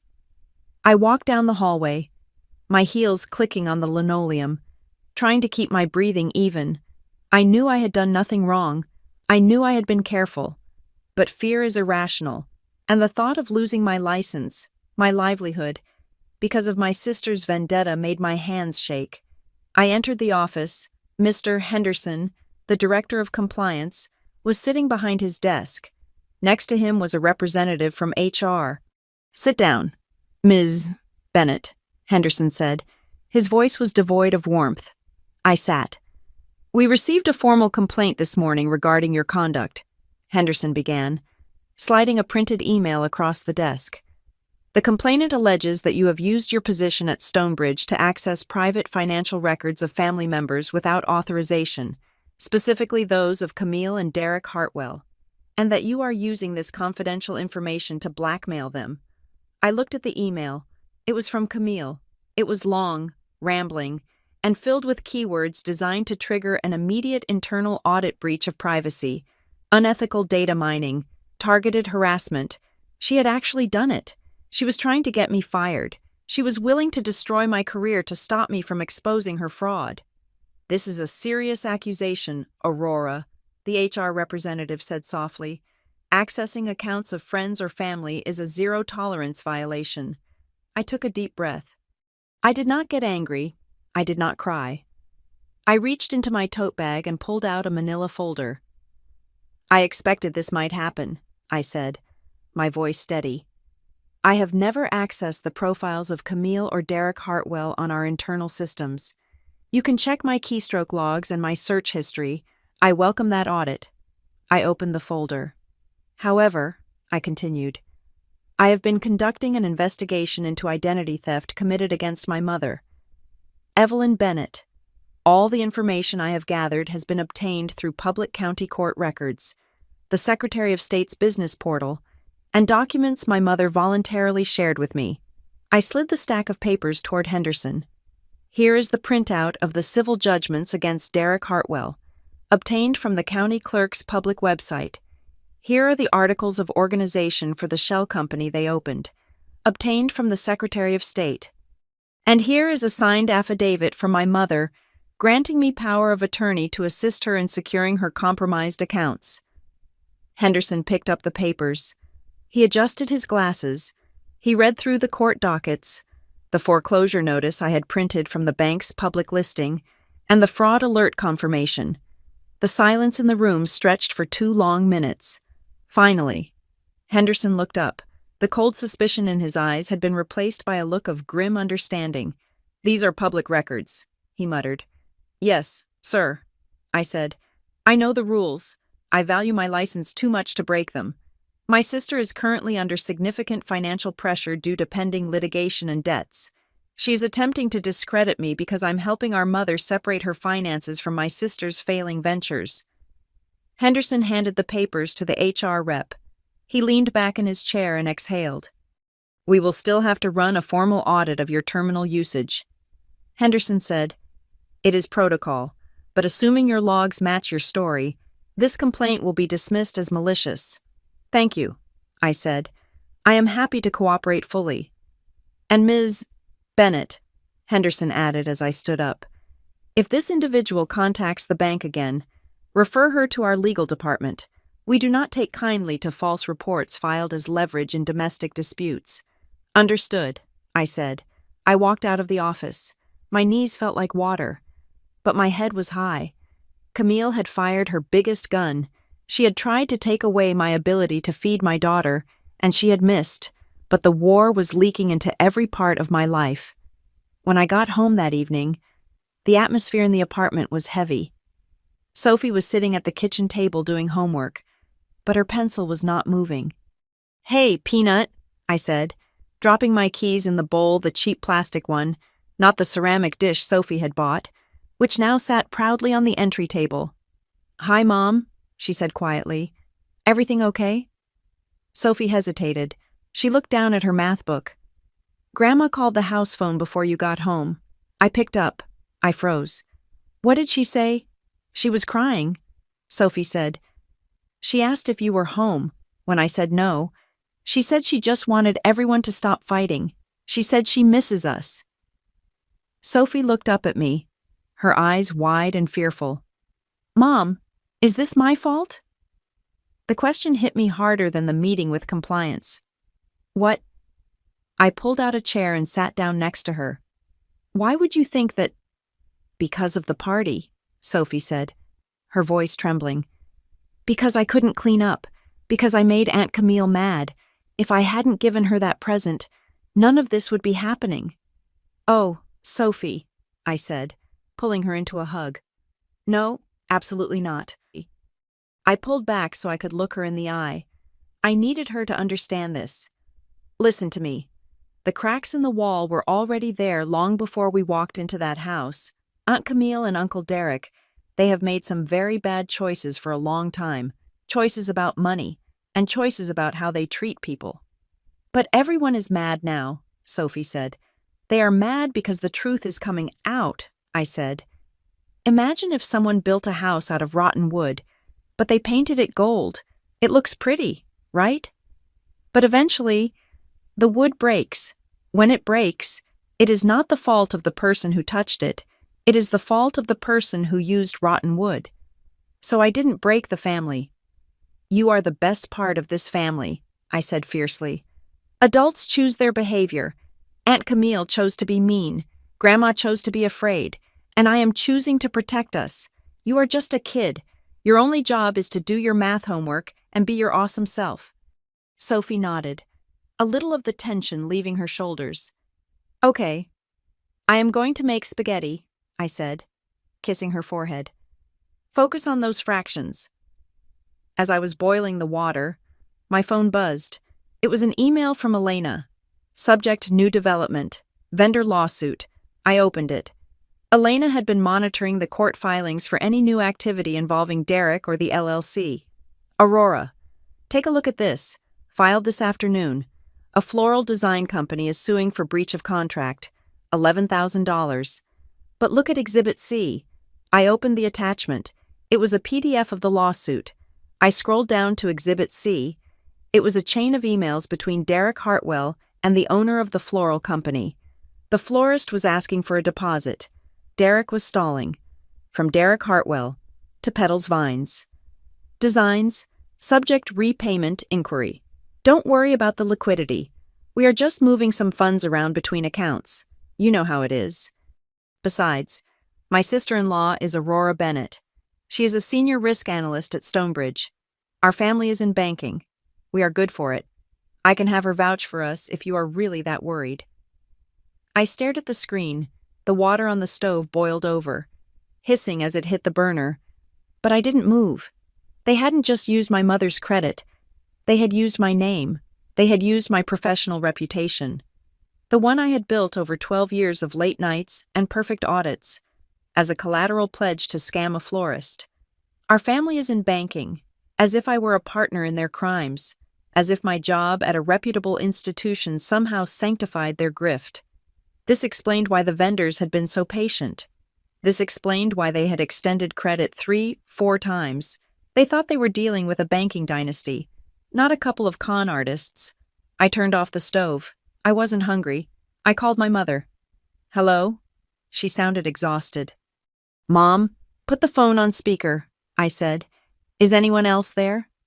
Your Aunt Linda is here, Mom said. She came over to talk to me about the situation. Good, I said. I want Aunt Linda to hear this too. Aurora, really, I think we have had enough drama. Aunt Linda's voice drifted in, patronizing and sharp. You need to stop persecuting your sister. She is distraught. Aunt Linda, I said, my voice cutting like a razor. Derek put my name in writing to a vendor to secure credit he had no intention of paying. He told a business owner that because I work at Stonebridge, their money was safe.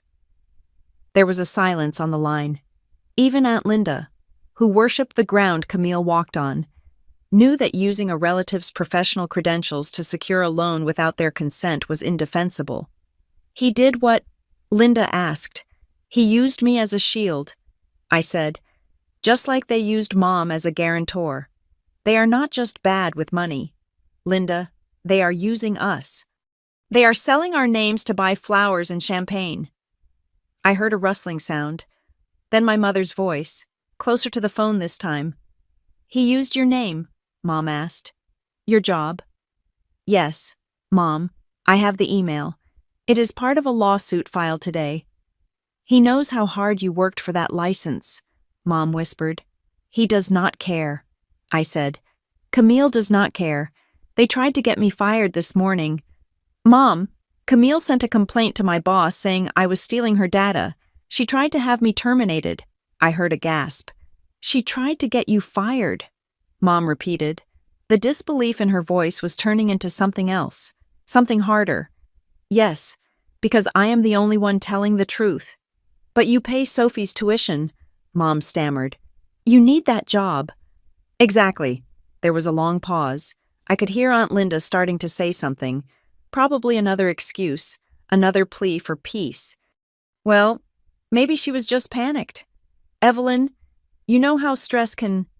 Enough. The word was not shouted. It was spoken with a flat finality that I had not heard from my mother in 20 years. Evelyn, Linda asked. I said enough. Linda, Mom said. Her voice was shaking, but it was the shaking of a dormant volcano waking up. She stole my identity.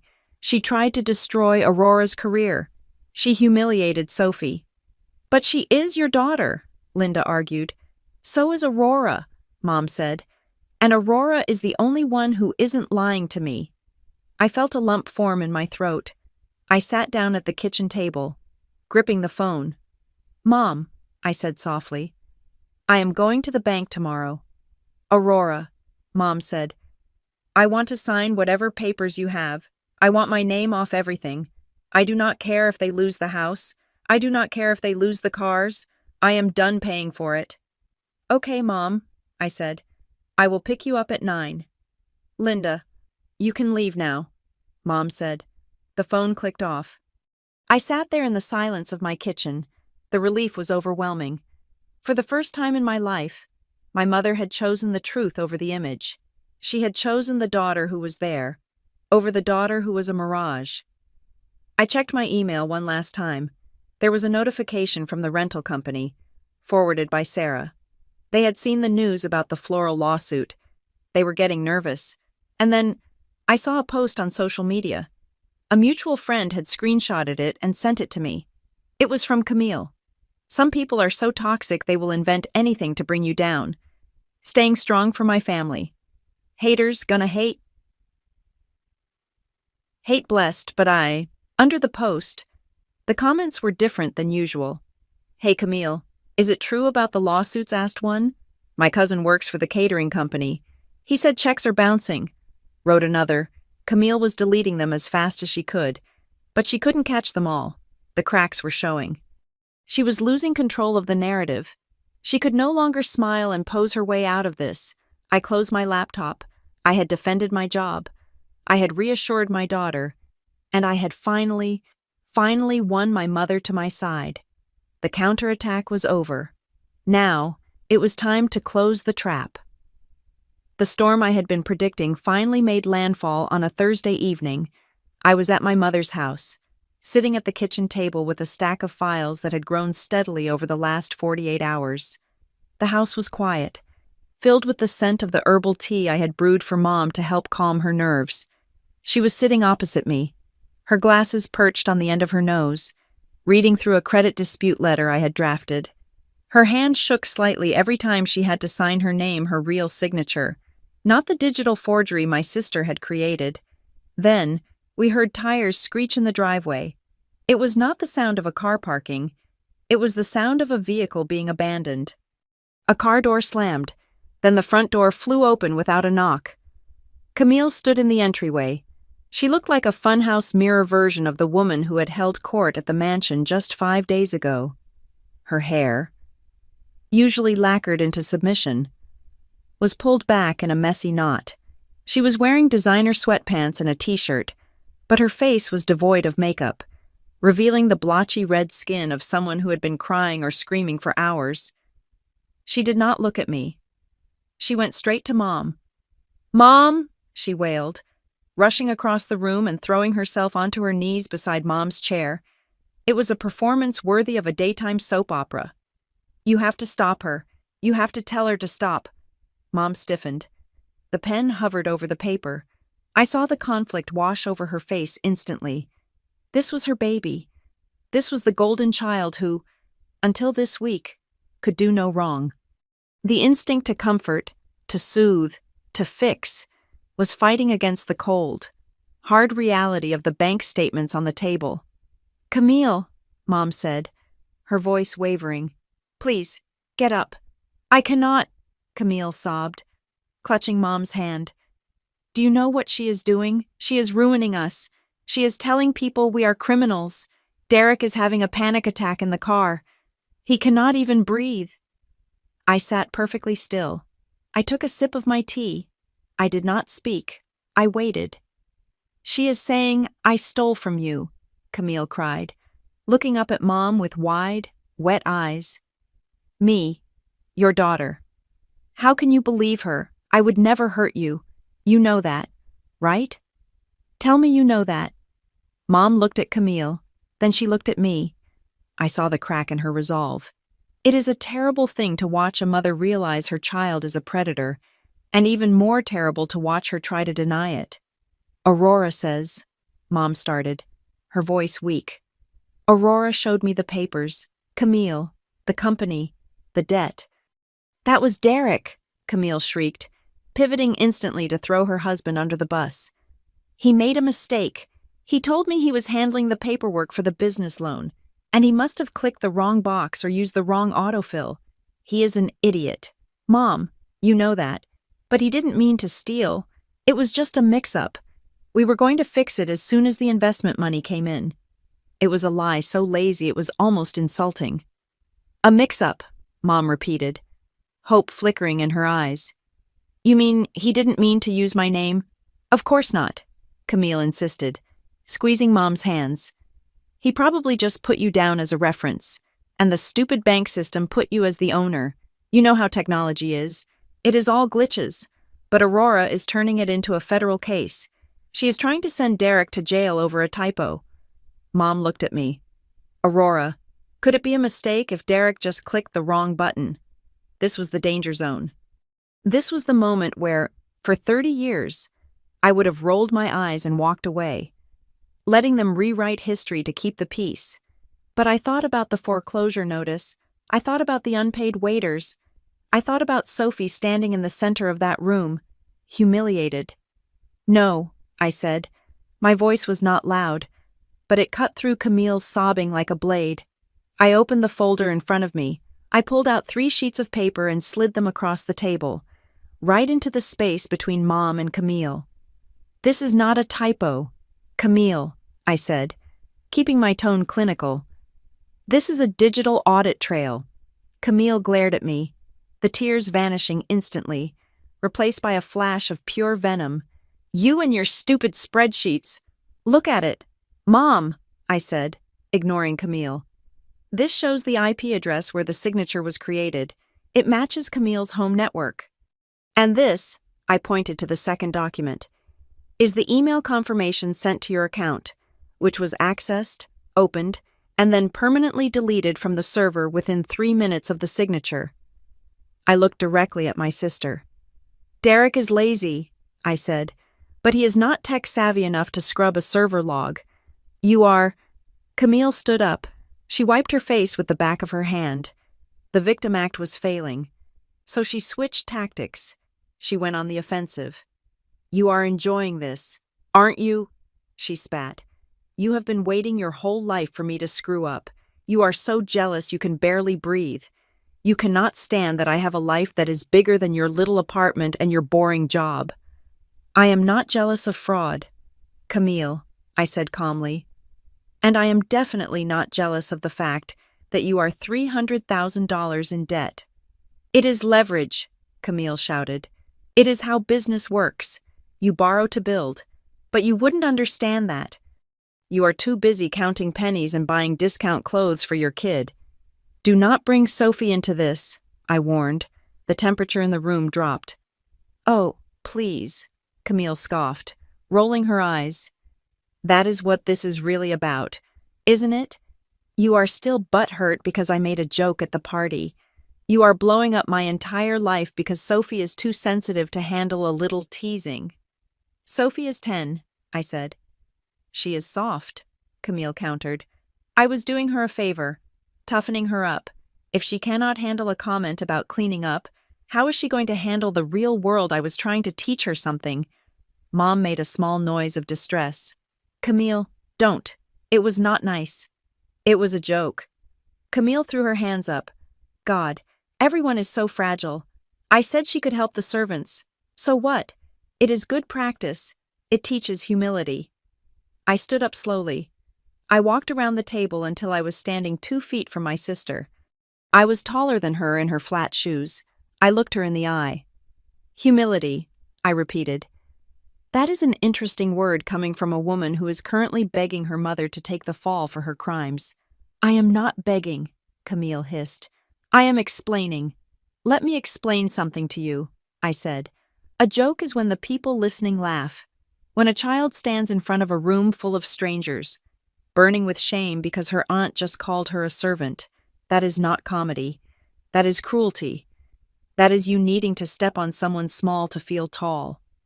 You are twisting it, Camille said. But she took a half step back. And as for toughening her up, I continued, my voice steady but hard as iron. Sophie is already tougher than you will ever be. She walked out of there with her head high. She didn't lie. She didn't blame anyone else. The second things get hard, you come running here to hide behind Mom's skirt and blame your husband. Camille's face turned a violent shade of red. Her hands balled into fists at her sides. You do not know anything about my life, she said, her voice shaking with rage. You sit there in your safe little bubble. You have no idea what kind of pressure I'm under.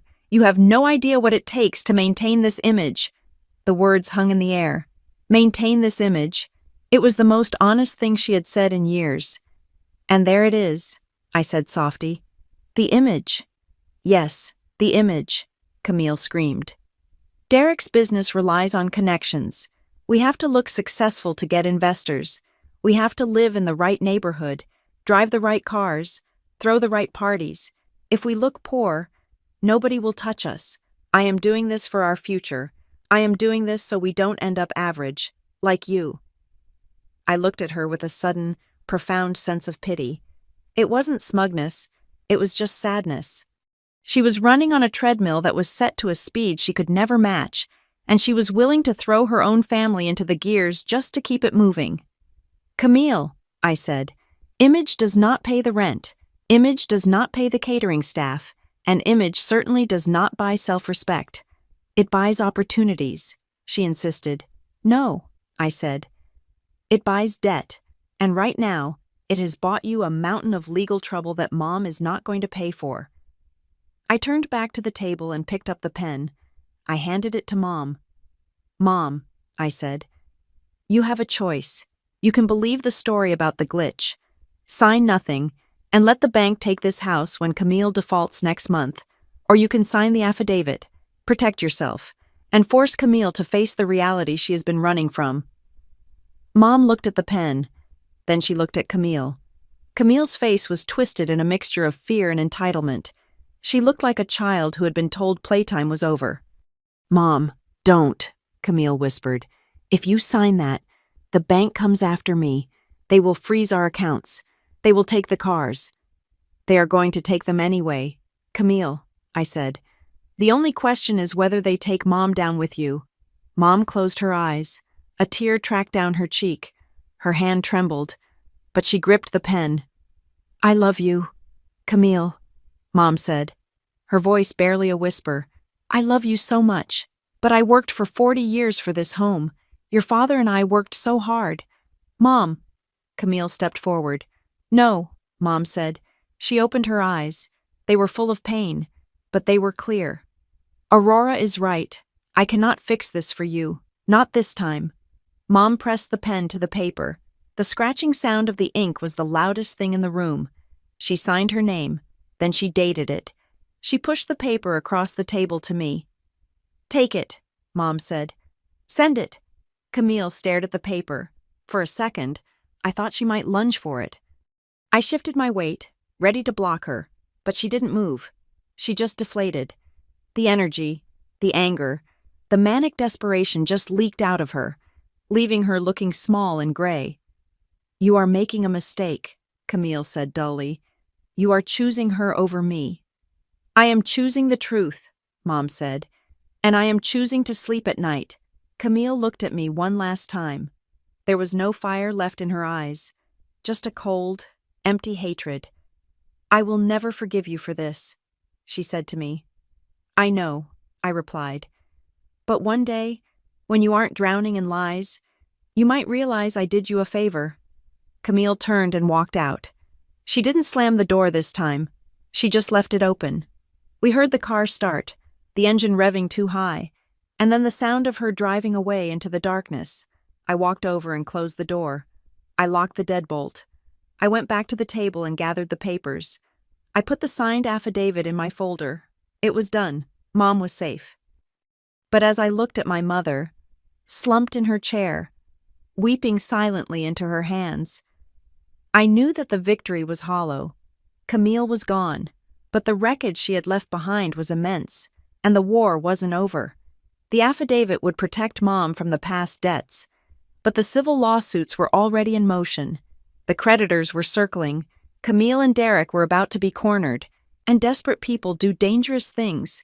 I wasn't just an auditor anymore. I was the gatekeeper, and I had to make sure that when the walls of Camille's life finally collapsed, the debris didn't land on the people I loved. "I will make tea," I said gently to Mom. "We will get through this." "She hates me," Mom sobbed.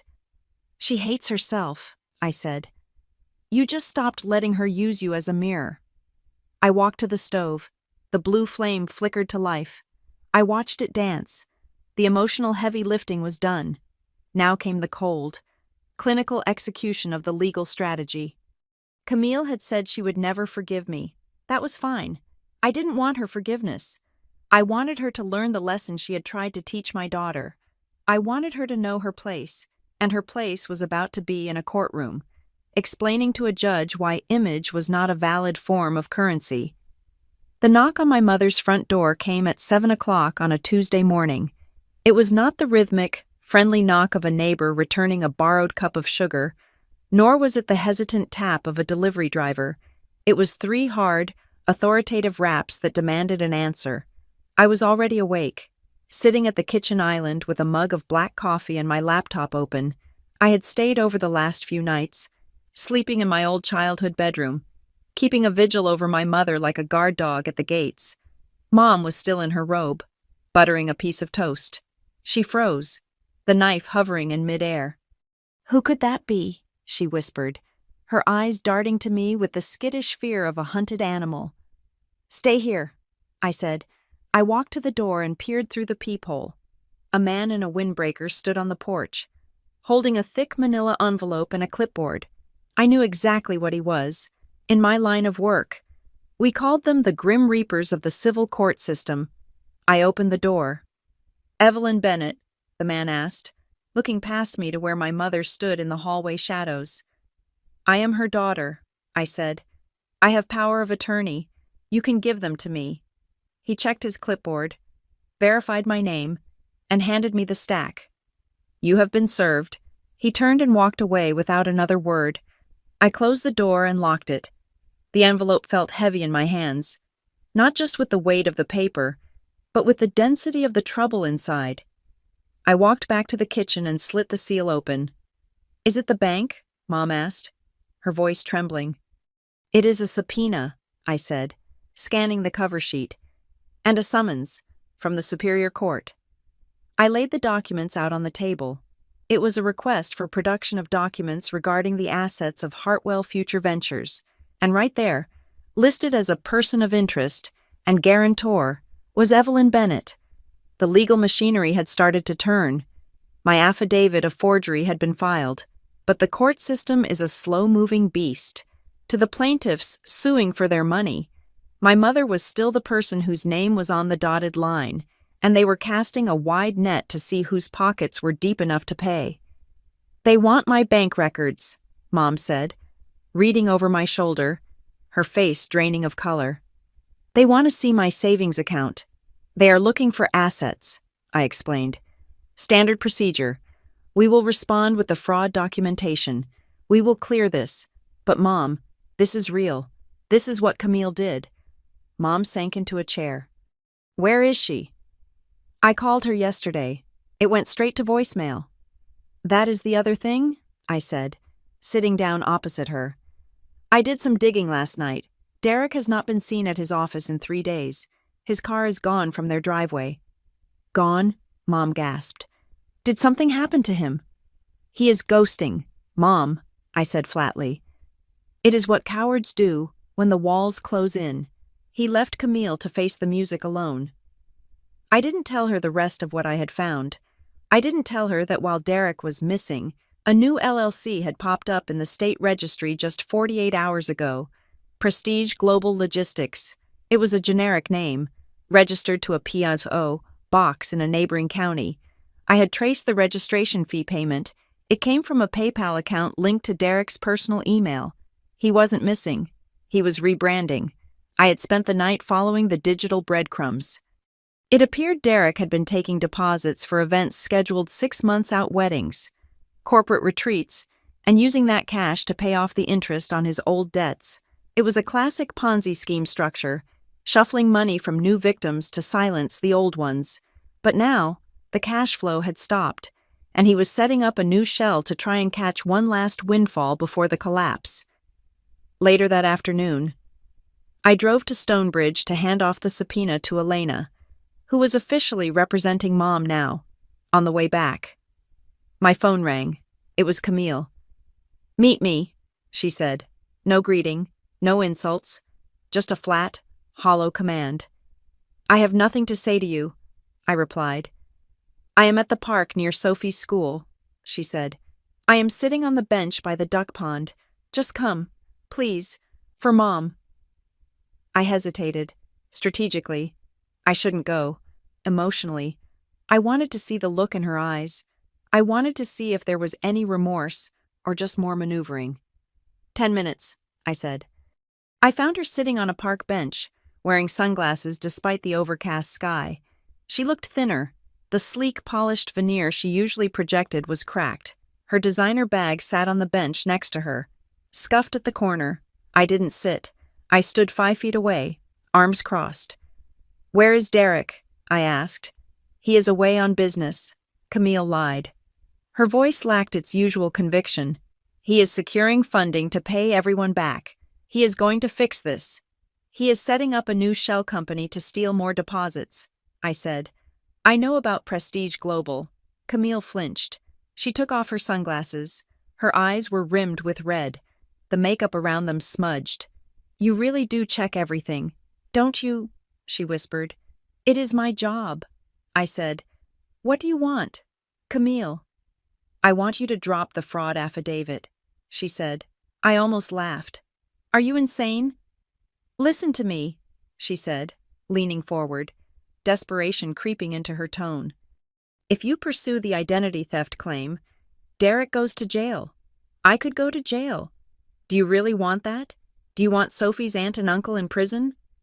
"I want my mother's retirement safe," I said. "You stole her name." "We borrowed it," Camille snapped. "And we can pay it back, but not if you freeze everything. Look, I can make a deal with you. A family agreement." "I am listening," I said, mostly out of morbid curiosity. "You drop the legal stuff.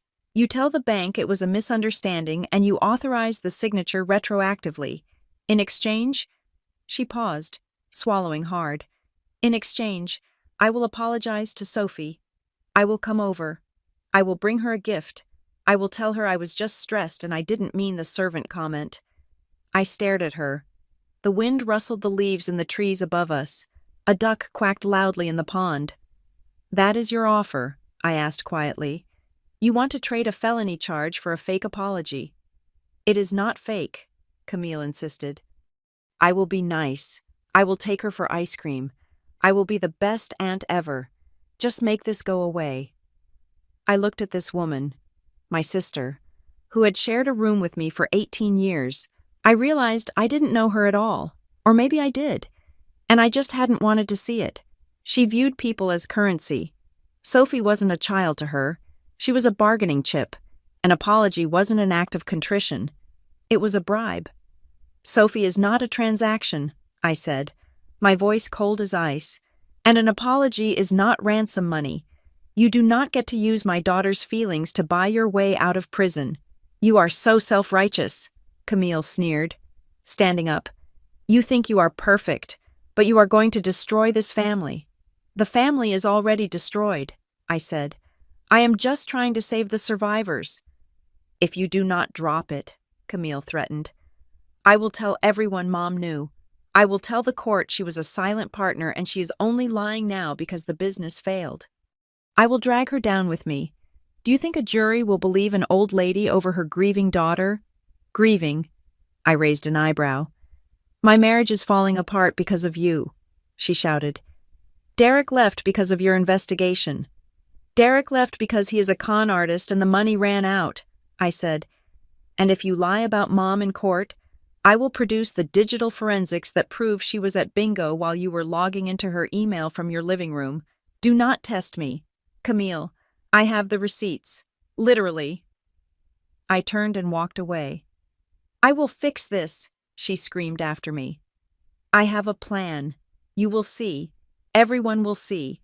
I didn't look back, but her words lingered. I have a plan. The blow came 2 days later. I was at work when my phone buzzed with an email notification. It was from Elena. Subject urgent. Triton Holdings lawsuit. I opened the attachment. My heart hammered against my ribs. Triton Holdings, the company that owned the Pinnacle Estate mansion, had filed a lawsuit. They weren't just suing for the unpaid rental fee, they were suing for damages. Apparently, during the party, a guest had spilled red wine on a custom silk rug, and someone else, likely Derek in a drunken stupor, had backed a car into a stone pillar near the entrance. The total claim was for $52,000, and the lawsuit named 2 defendants, Camille Hartwell and Evelyn Bennett. Because the contract was in Mom's name, I left work early and drove straight to Mom's. She was sitting in the living room, holding the letter. She looked like she had aged 10 years in a week. $50,000, she whispered. I do not have $50,000. Aurora. My savings, that is all I have. We will fight it, I said, kneeling beside her. We have the affidavit. We will prove it wasn't you. But my name is there, she said, pointing to the bold letters, right next to hers. She looked up at me, and her eyes were filled with a profound, shattering sadness. I trusted her, Mom said. I defended her. When you told me she was mean to Sophie, I told you to be quiet. I told you to apologize. It is okay, Mom, I said. You just wanted peace. No, Mom said firmly. It is not okay. She took a shaky breath and placed her hand on my cheek. I sacrificed you, she said, her voice cracking. For years, I let her treat you like you were less important because you were strong enough to take it. I thought because you were capable. You didn't need protecting, and because she was a mess, she needed everything. Tears welled in my eyes. It was the acknowledgement I had waited a lifetime to hear. I was wrong, Mom wept. I was wrong to always make you bear it. I was wrong to let her use you as a doormat, just so I didn't have to deal with her tantrums. Mom, shh, I soothed, hugging her. We are fixing it now. She is not going to get away with this, Mom said, pulling back, her jaw set with a newfound steel. I am not paying for that rug, and I am not paying for her party. We need to respond to this lawsuit, I said, but we need to do it publicly. We need to make sure the world knows that Signature is a fake. That evening, I went home to my apartment. Sophie was waiting for me. She had the small ceramic dish in her hands again. She had taken it out of the box. Mom, she asked, is Aunt Camille in trouble? Yes, honey, I said. Big trouble. Is it because of the money? Partly, I said. Mostly because she lied. Sophie looked at the dish. It was a beautiful teal color, with gold leaf around the rim. I still want her to have this, Sophie said quietly. I looked at my daughter, amazed by her capacity for grace. You do? Yeah, Sophie said, but not now. I want to give it to her when she learns how to say sorry, like, for real sorry, not the fake kind. That is a very grown-up decision, I said. If she changes, Sophie said, then she gets the present. If she doesn't, then I keep it. It reminds me that I am nice. I kissed the top of her head. You are the nicest person I know. Just then, my phone pinged with a notification from Facebook. It was an event invitation. I stared at the screen. Camille Hartwell invites you to the Fresh Start Charity Gala. I clicked on the details. Date this Saturday. Location: the Sapphire Room, a high-end hotel ballroom downtown. Description: a night to celebrate resilience, family, and giving back. All proceeds go to the Children's Dignity Foundation. I read it twice. Camille was throwing another party. She was doubling down. She was using the charity angle to try and whitewash her reputation. She was going to use this event to show her friends that the rumors of her financial ruin were false. She was going to stand on a stage, smile, and pretend her husband wasn't missing and her mother wasn't being sued for $50,000. And she was using a fake charity name. I knew for a fact the Children's Dignity Foundation did not exist in our state registry. She has a plan, I whispered, remembering Camille's parting words. This was her plan. One last, massive con to collect ticket sales, donations, and goodwill, likely to fund her escape or pay off the most aggressive sharks. I looked at the date. Saturday, 2 days away. I forwarded the invitation to Elena. Then I forwarded it to Sarah at the catering company. Then I forwarded it to the legal department at Triton Holdings. I typed a text to Elena. She is gathering everyone in one room. She thinks she is saving her image. I think she just built us a stage. Elena replied instantly. The process server is legally allowed to serve papers at a public event. Just saying. I smiled. It was a grim, tight smile. Camille wanted to be the center of attention. She wanted an audience. She wanted to prove to the world that she was untouchable. On Saturday, I was going to give her exactly what she wanted. I was going to go to that party, and I was going to bring the truth with me. The trap was set. All Camille had to do was walk onto the stage and pick up the microphone. The Sapphire Room was designed to impress. It was a cavernous ballroom in the city center, draped in velvet and lit by crystal chandeliers that cast a golden, forgiving light on everyone beneath them. Camille had pulled out all the stops for her Fresh Start Charity Gala. There was a red carpet. There were photographers she had likely hired herself. There was a banner hanging over the stage that read, Children's Dignity Foundation, a name so cynically perfect it made my stomach turn. I walked in at 7 o'clock sharp. I was wearing a simple black dress, and I held my mother's hand. Mom was trembling, but she kept her chin up. She was done hiding. You ready? I asked her. No, Mom admitted, but let us finish it. We moved through the crowd. I recognized many of the faces from the birthday party disaster. The woman in the red dress was there, sipping champagne. The man who bragged about his villa was there, checking his watch. They were here because they smelled drama, or because Camille owed them money, or perhaps just because the open bar was serving top-shelf liquor. Camille spotted us immediately. She was wearing a white gown this time, looking like a bride or a martyr. She rushed over, her face a mask of frantic hospitality. You came? She exclaimed, loud enough for the nearby guests to hear. She leaned in to air-kiss my cheek, and her whisper was a hiss of pure venom. Smile, or I will scream. She pulled back, beaming. I am so glad my family is here to support this cause. It means the world to me. Then, she grabbed my elbow and steered me slightly away from Mom, toward a pillar. Here, she muttered, shoving a folded piece of paper into my hand. Sign it. I looked down.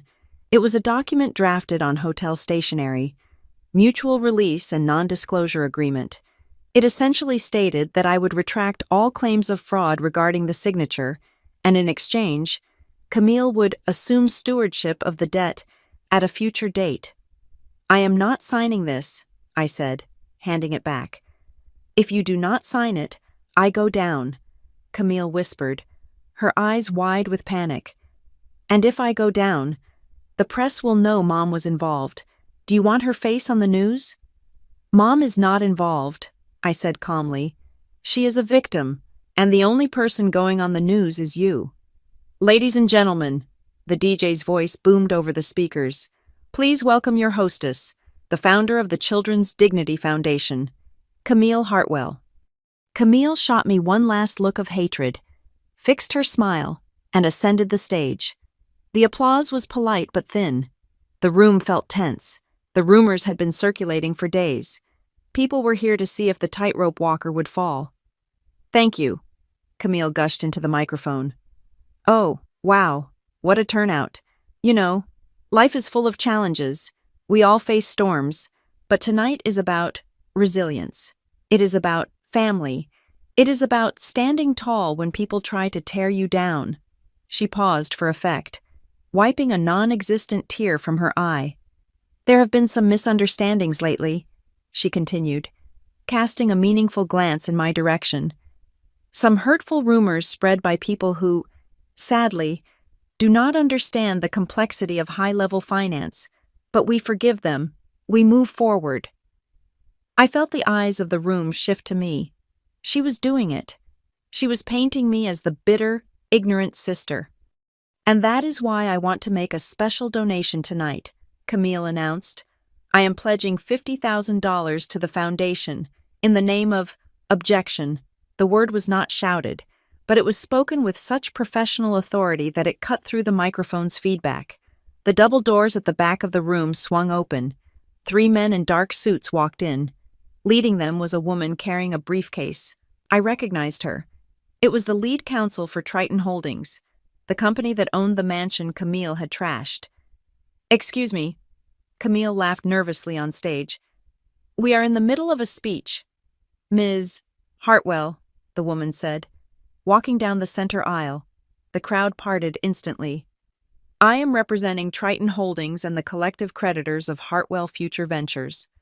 We have a court order to freeze the assets being solicited at this event, as they are proceeds of an unregistered charity being run by an individual currently under investigation for fraud." The silence in the room was absolute. "You cannot be here," Camille shrieked, the microphone amplifying her panic. "Security, get them out." "We have a police escort," the lawyer said calmly, gesturing to the uniformed officers stepping through the doors behind her. She reached the stage and placed a stack of documents on the edge. "We also have a subpoena for Evelyn Bennett regarding the unauthorized use of her identity." Camille looked at the crowd. "This is a setup. My sister put them up to this. It is a lie." The lawyer turned to the room. She held up a document. "We have banking records obtained this morning," she announced, her voice projecting to the back of the room. "They show that the deposit for this ballroom was paid from an account named Prestige Global Logistics, funded yesterday by transfers from 3 unsuspecting couples who thought they were booking wedding venues. This event is being paid for with stolen money." The gasp that went through the room sucked all the oxygen out of the air. The VIPs, the friends in the designer dresses and the linen suits, did not wait for an explanation. They moved. It was a stampede of self-preservation. Glasses were set down on tables. Purses were grabbed. People who had been toasting Camille 5 minutes ago were now rushing for the exits, terrified of being associated with a Ponzi scheme. Camille stood on the stage, alone. The white dress no longer looked like a bridal gown. It looked like a surrender flag. She looked at Derek, who was standing near the bar. Derek turned his back on her and started walking toward the kitchen exit. "Derek," Camille screamed, "do not you dare walk away." He didn't stop. He disappeared through the swinging doors, leaving her to face the wreckage. Camille looked at me. I was standing next to Mom. I wasn't smiling. I wasn't gloating. I just walked forward until I was standing at the foot of the stage. "You did this," Camille sobbed, the microphone still clutched in her hand. "You ruined everything." I looked up at her. The camera of the videographer she had hired was still rolling, capturing every second of her downfall. "I did not ruin anything. Camille," I said. My voice was steady. "I just turned on the lights. I was trying to build a future," she wailed. "I was trying to show Sophie what is possible." "Sophie," I repeated. I turned and signaled to the back of the room. Sophie was standing there with Elena, my lawyer friend. I had not wanted her in the main crowd, but she needed to see this conclusion. I looked back at Camille. "You told my daughter she could help the servants clean up," I said, and my voice carried through the silent, empty ballroom. "You wanted to teach her a lesson about her place. Well, look around you. Camille, the friends are gone. The husband ran away. The money is stolen." I took a breath. You called my daughter a servant, I said, but the only person here who is living a lie, serving a fake image, and forcing her own mother to sign away her life is you. Camille dropped the microphone. It hit the stage with a deafening thud. She collapsed. She sank to her knees in her white dress, covering her face with her hands, and wept. It wasn't the fake, pretty crying she used to manipulate Mom. This was the ugly, guttural sound of someone whose world has completely disintegrated. Mom walked up beside me. She looked at her daughter on the stage. "Camille," Mom said softly. Camille looked up, mascara running down her face. "Mom, help me, please." "I cannot help you with the law," Mom said, her voice shaking but firm. I signed the affidavit. "Camille, the lawyer proved the signature was not mine. I am not liable for your debts. You really did it," Camille whispered. "I had to," Mom said. "You left me no choice. The police officers moved in then. They didn't handcuff her, but they escorted her off the stage. They had questions about the charity funds as they led her past us." Camille stopped. She looked at Sophie, who had walked up to stand beside me. For the first time in her life, Camille didn't look through Sophie. She didn't look at her shoes or her dress. She looked into her eyes. "Sophie?" Camille choked out. Sophie stood tall. She held the small ceramic dish in her hands. She didn't offer it. She just held it. "I am sorry," Camille said. Her voice was broken. "I am sorry I was mean. I am sorry I made you feel small." Sophie looked at her aunt. She looked at the police officers. She looked at the ruined party. "I do not hate you, Aunt Camille," Sophie said. Her voice was clear and kind, the only pure thing in the room. "But I need you to respect me, and respect Mom." Camille nodded. Fresh tears spilled over. "I know." Then the officers led her away. 6 months later, the fall was hard, as it had to be. Derek was caught 3 states away trying to open another shell company. He was facing multiple counts of wire fraud. Divorce proceedings were underway, managed by a public defender because neither of them had any money left for private counsel. Camille avoided jail time by cutting a plea deal. She admitted to the identity theft and the fraudulent charity, agreeing to a strict restitution plan. She was sentenced to 5 years of probation and community service. Her image was gone. The mansion, the lake house fantasy, the VIP friends all evaporated like mist. I parked my car in front of a small, nondescript coffee shop on the edge of town. It was raining. A gray November afternoon. I walked inside. The bell chimed. Camille was behind the counter. She was wearing a green apron and a visor. Her hair was pulled back in a simple ponytail. She wore no makeup. She looked tired, but she looked real.